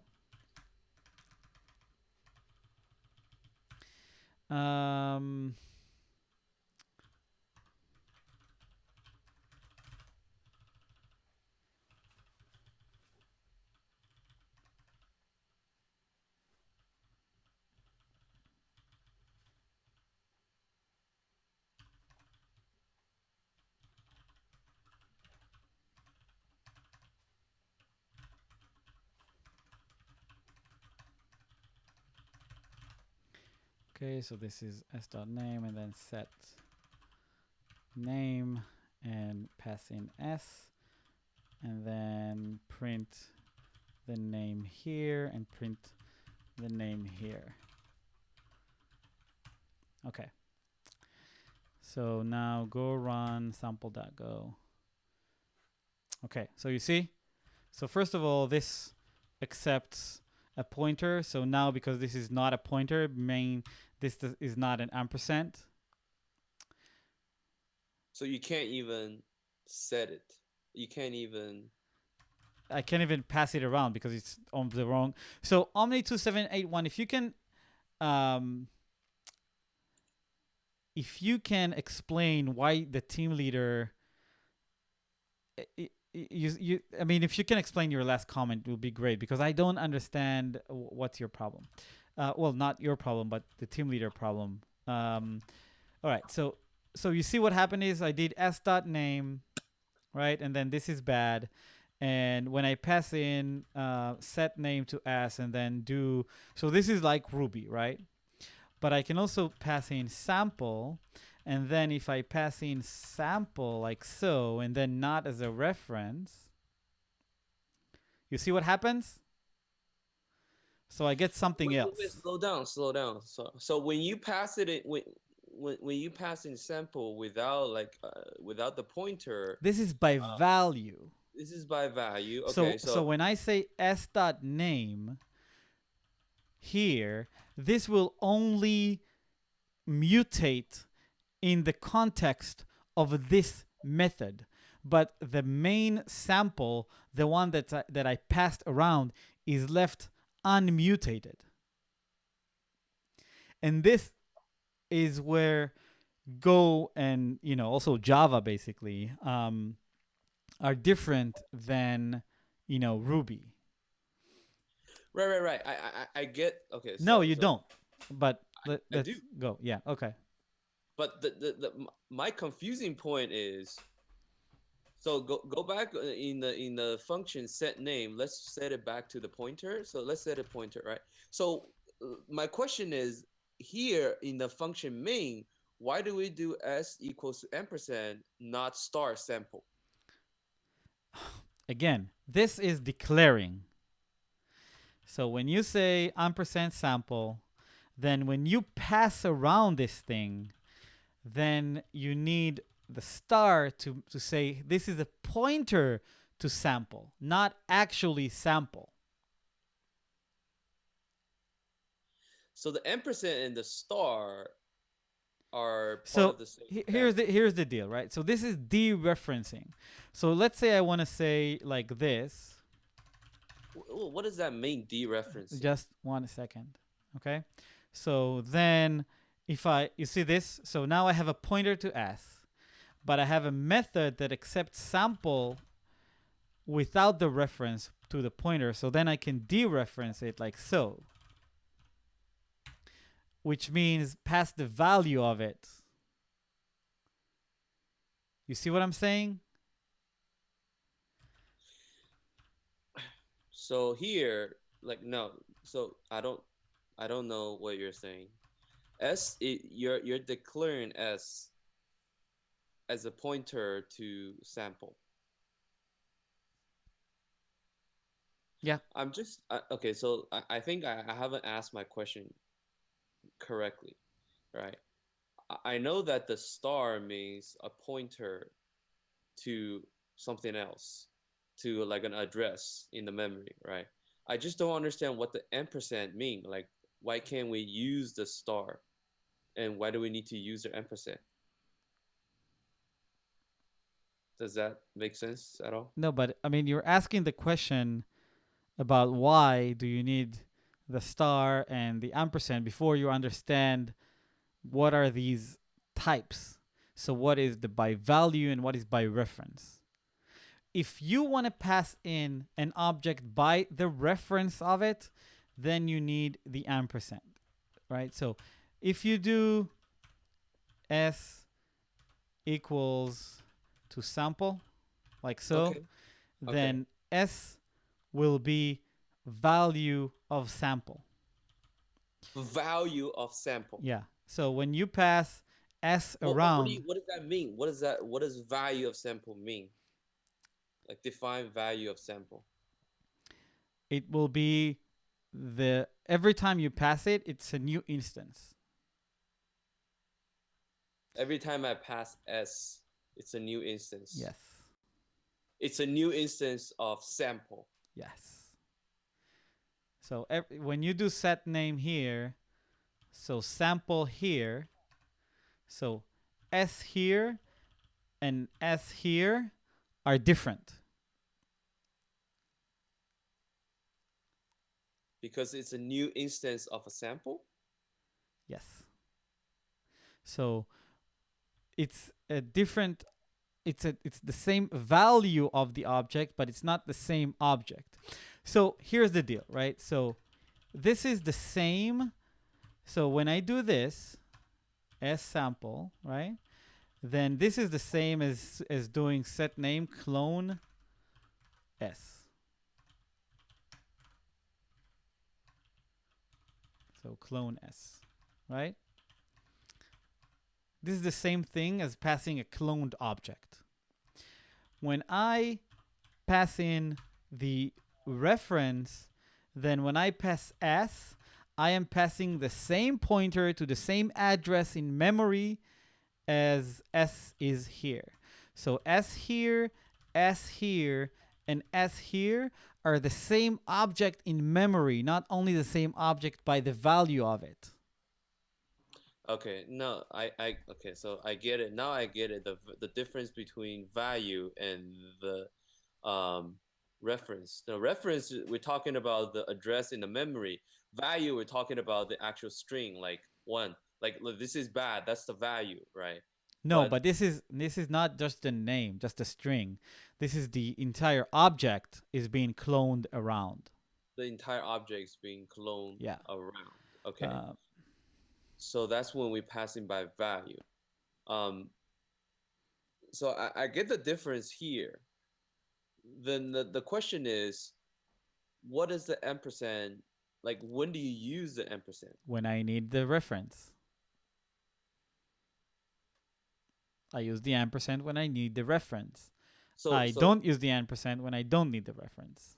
So let's go back to the let's make the whole suit to be using the reference, right? All right, let me give you an example. Okay, let's say I have an authenticate like something that is signed. I don't know, some object of like config. Right, so I have this.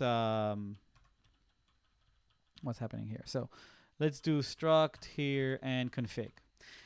Don't get caught on what's in config. Config is empty, but imagine config has a signature that is string, and this signature can never be mutated no matter what happens. So when I do, like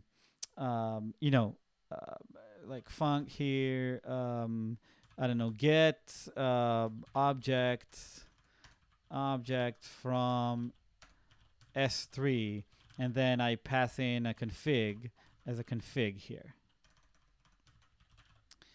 Right? If I say config equals to config, right? And this is by reference, then this method can mutate and make my signature invalid.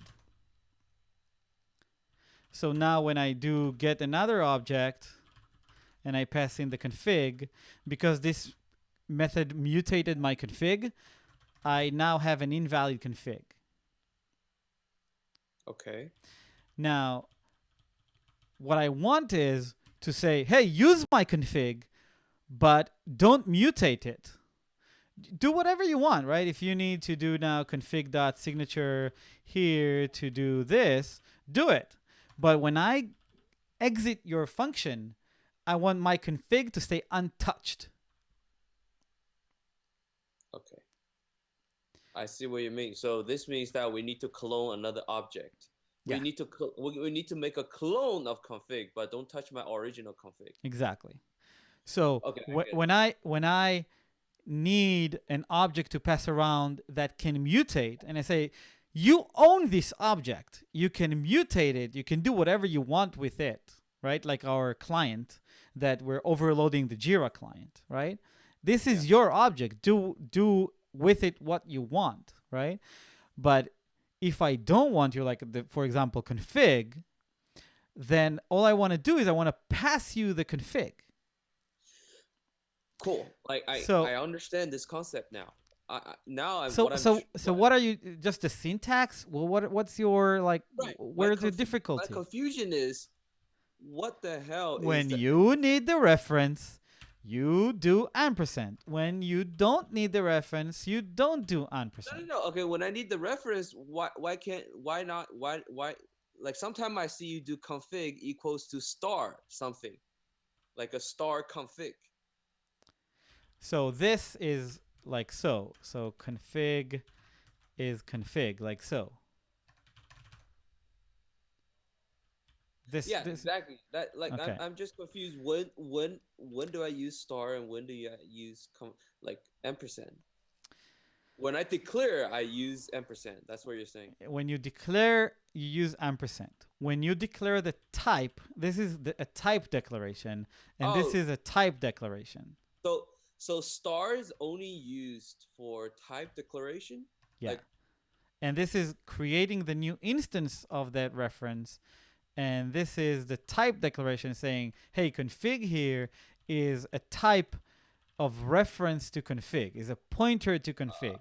And this is config is of type config. This is config is a type of pointer to config. And this is config is type config. Got it. And here like config is a type of configuration, and this is config is a type of pointer to configuration. So star is only used when we're trying to declare the type, and the ampersand is used when we're actually trying to declare the object. Is that the correct understanding? You need to say it again. Okay, so star is used when we want to declare the type in the function. Like when we want to declare like the type of an object is a pointer to something, we use star. But ampersand is used when we actually want to declare an object. We're going to create a new object, a new reference, yes. Create a new object. Yeah. So ampersand and star, they are just part of the same suit, part of the same syntax, except they're used in different kind of in different contexts. Yes, that's the word I'm looking for.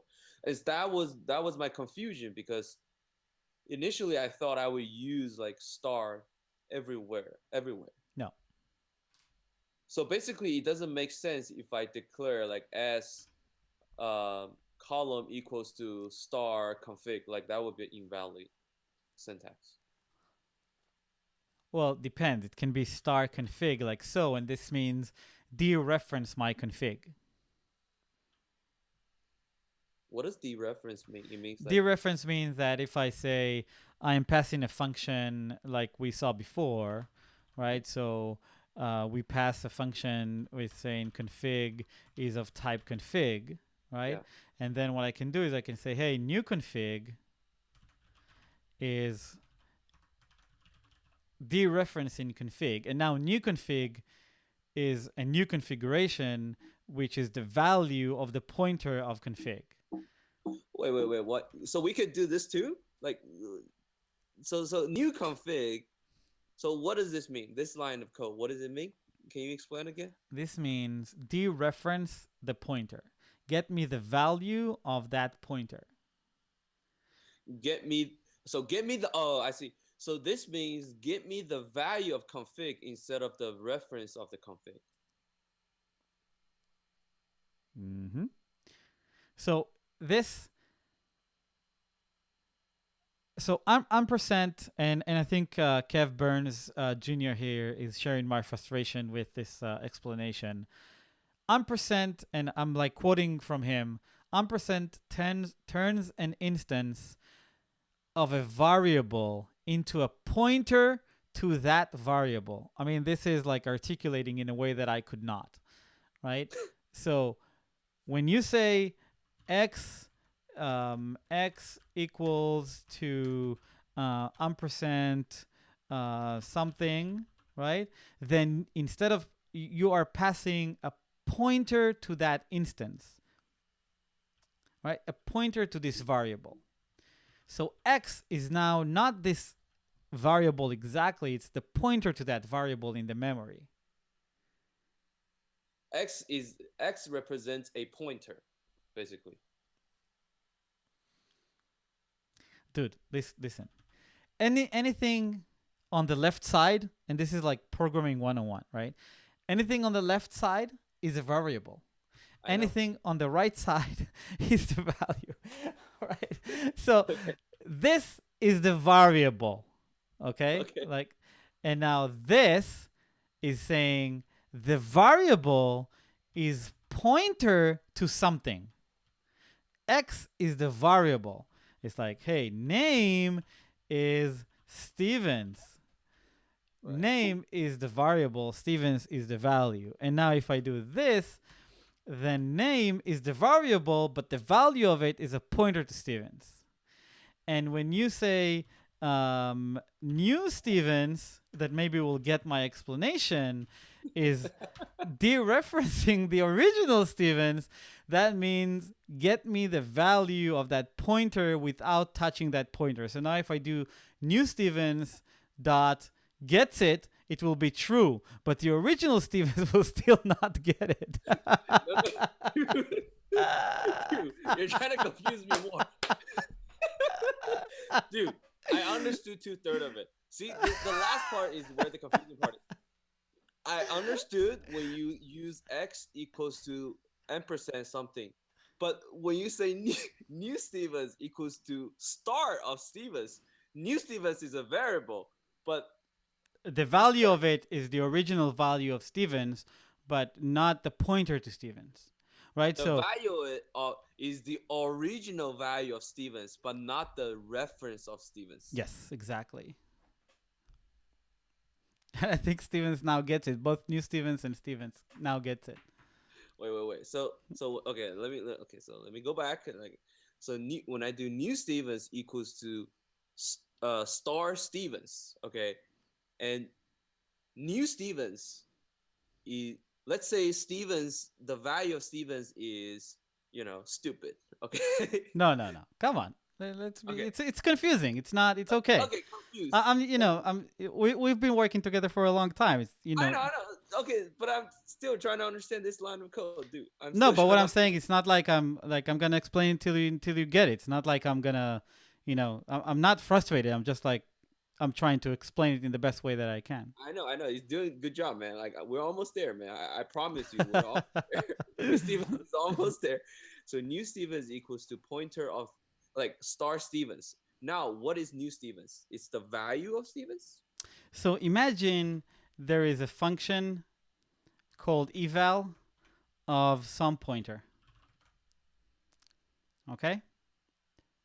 Right. Imagine this like magical function that whenever there is a pointer, which is an address in memory, right, this will return to you the pointer dot like original value. Oh, and then pointer is just the address. Yeah, but exactly. And then when you say x equals to star something, so star pointer, This will basically call this eval method and get you the original value from that memory and assign it to that variable. Got it. Got it. So X is actually now a new address in memory, right? Like, Yes. X yeah. is, yeah. X now takes up a new address in memory. Yeah. You will simply copy the value. You will have the same value as the pointer, as the whatever you're trying to set it, but it actually takes up new space in memory, right? Yeah. So look, Okay, Kev Burns Jr. So Kev Burns Jr. Linked to a guide about pointers, and he says, "I've been working with Go for years, and I still struggle with this stuff." So definitely confusing. It's I'm not trying to make it even sound like it's easy and you're not getting it. So it's confusing. It's very confusing, especially if you come from Ruby or JavaScript or something that does not have those concepts. It's confusing as hell. Okay, dereferencing, dude. I get dereferencing now. No, Okay, just whatever. What I'm saying is, read this, and for the stream tomorrow, if it's still not unclear, then we'll go back to it. Sounds good. All right. Okay. Cool. Okay. Sounds good. Thanks, man. I think I'm very close. If Okay. not there, but we're getting close. No, that's all right. That's all right. So look at this. You see this? See what? Try to understand like this code. Look at my screen. Yeah, I'm looking at your screen. You see this? Like, try to understand this code now. Okay.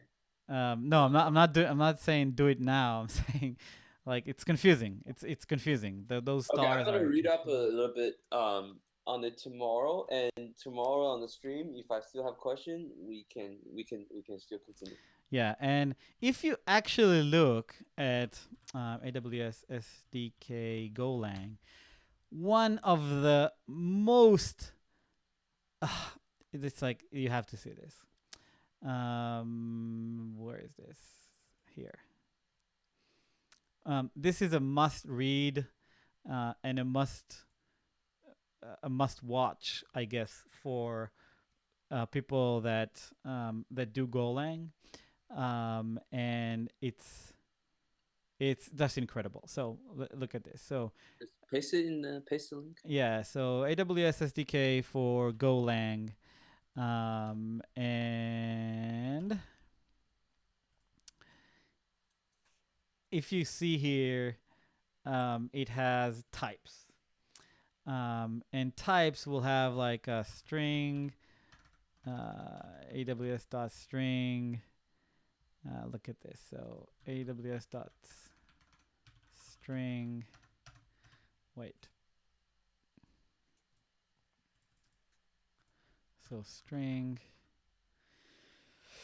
Oh, my browser is dying.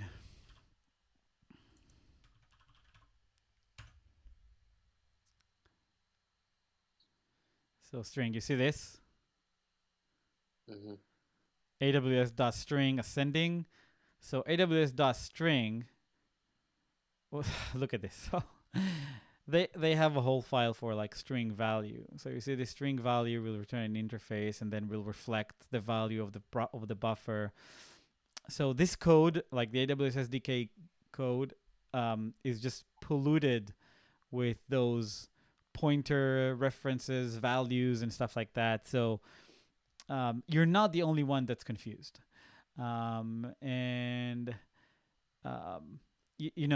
This code is from an established company. I'm not saying this code is bad. What I'm saying is that there is a lot of abuse of referencing, dereferencing values, objects, pointers, and so on and so forth. Mm-hmm. For example, like this, s3.new, and then you pass in an AWS config. So you pass a reference of AWS config. So S3 can mutate the value of AWS config. I think this is wrong. And you see like region is AWS.string. and AWS.string, all it does is it takes a string value and references its address in memory. So now Mhm. region accepts a pointer to string instead of a string. I mean, why? It's just a static value. Um, so it's filled with that. I'm saying it's a confusing it's a confusing it's confusing terms, especially if you come from um, projects and languages that don't have those abilities. So don't sweat it. It's confusing. Well, so you're gonna help me to understand this, right? No, but what I'm saying No is, matter how long it takes. yeah, of course. So what I'm saying is, read up on that, Yeah. and play a bit with, the Go playground, or some Go code on your computer, and just do go run, do something, go run, do something, and see like how that affects the output. Um, it's confusing, but it's once you get the hang of it and you understand when you want to pass the reference, and when you want to pass the value, then it gets easier. Okay. It's All still right. it's still gonna be confusing, Yeah. but it's gonna get easier with time. Well, I'm gonna get it. Just a matter of time. Yeah. Okay. So, to sum up, we have the start now, as part of the generic client. Hmm. And tomorrow we're gonna do the comment, and we are going to do the what else do we have? We have a comment, and we have, so the start, the comment. What else do we have? Let me look here. Cancel dev, gong.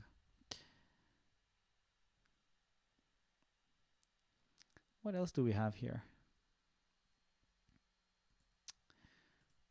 The CMD. Browse, browse, Yeah, browse. browse. Cool. Um, so comment. So yeah, we can do all of them tomorrow. Yeah. So we can have the browse, we can have the comment, and the start we already have. So then we will have like a something good to work with, um, and yeah. What is this browse? Oh, okay, cool. So we have this browse. Um, cool. All right, man. Thank you. It's pretty awesome session today. Pretty intense discussion toward the end, but this is where I think it gets productive for someone who's learning. Like this is a point where I feel like I'm like dead stuck, and I really needed like some pushes. This is the process where I think learning happens. Yeah, of course. Happens differently for people, but it's really helpful. I feel like I'm almost there, and I'm the type that I don't want to half-ass this, right? If I want to understand it, I want to make sure I understand it. If I don't understand it, I'm gonna tell you I don't get it, so we can keep going, right? If Of I don't course. understand it after you explain it, then it's a waste of time. And by the way, I think the what I was stuck on. I think I was stuck for like 30 minutes with the Jira client and stuff like that. Yeah. And here in Jira.go here. So this was like a classic example. I have this reference here, and then I was trying to do J equals like a new Jira client, and all I needed is just to have a client like so. So you see, it's like real life example. It's confusing. Yeah. So don't sweat it. It's confusing, but it's not it's not rocket science. All right. All right. So thank you all in the chat room for being here and for your awesome questions. Thank you, Kev Burns, for your questions and comments and inputs. Yep. And Thank you, Cat Burns. yeah, Kev Burns is a gopher. All right. So we will see you tomorrow. All right. Bye. Bye.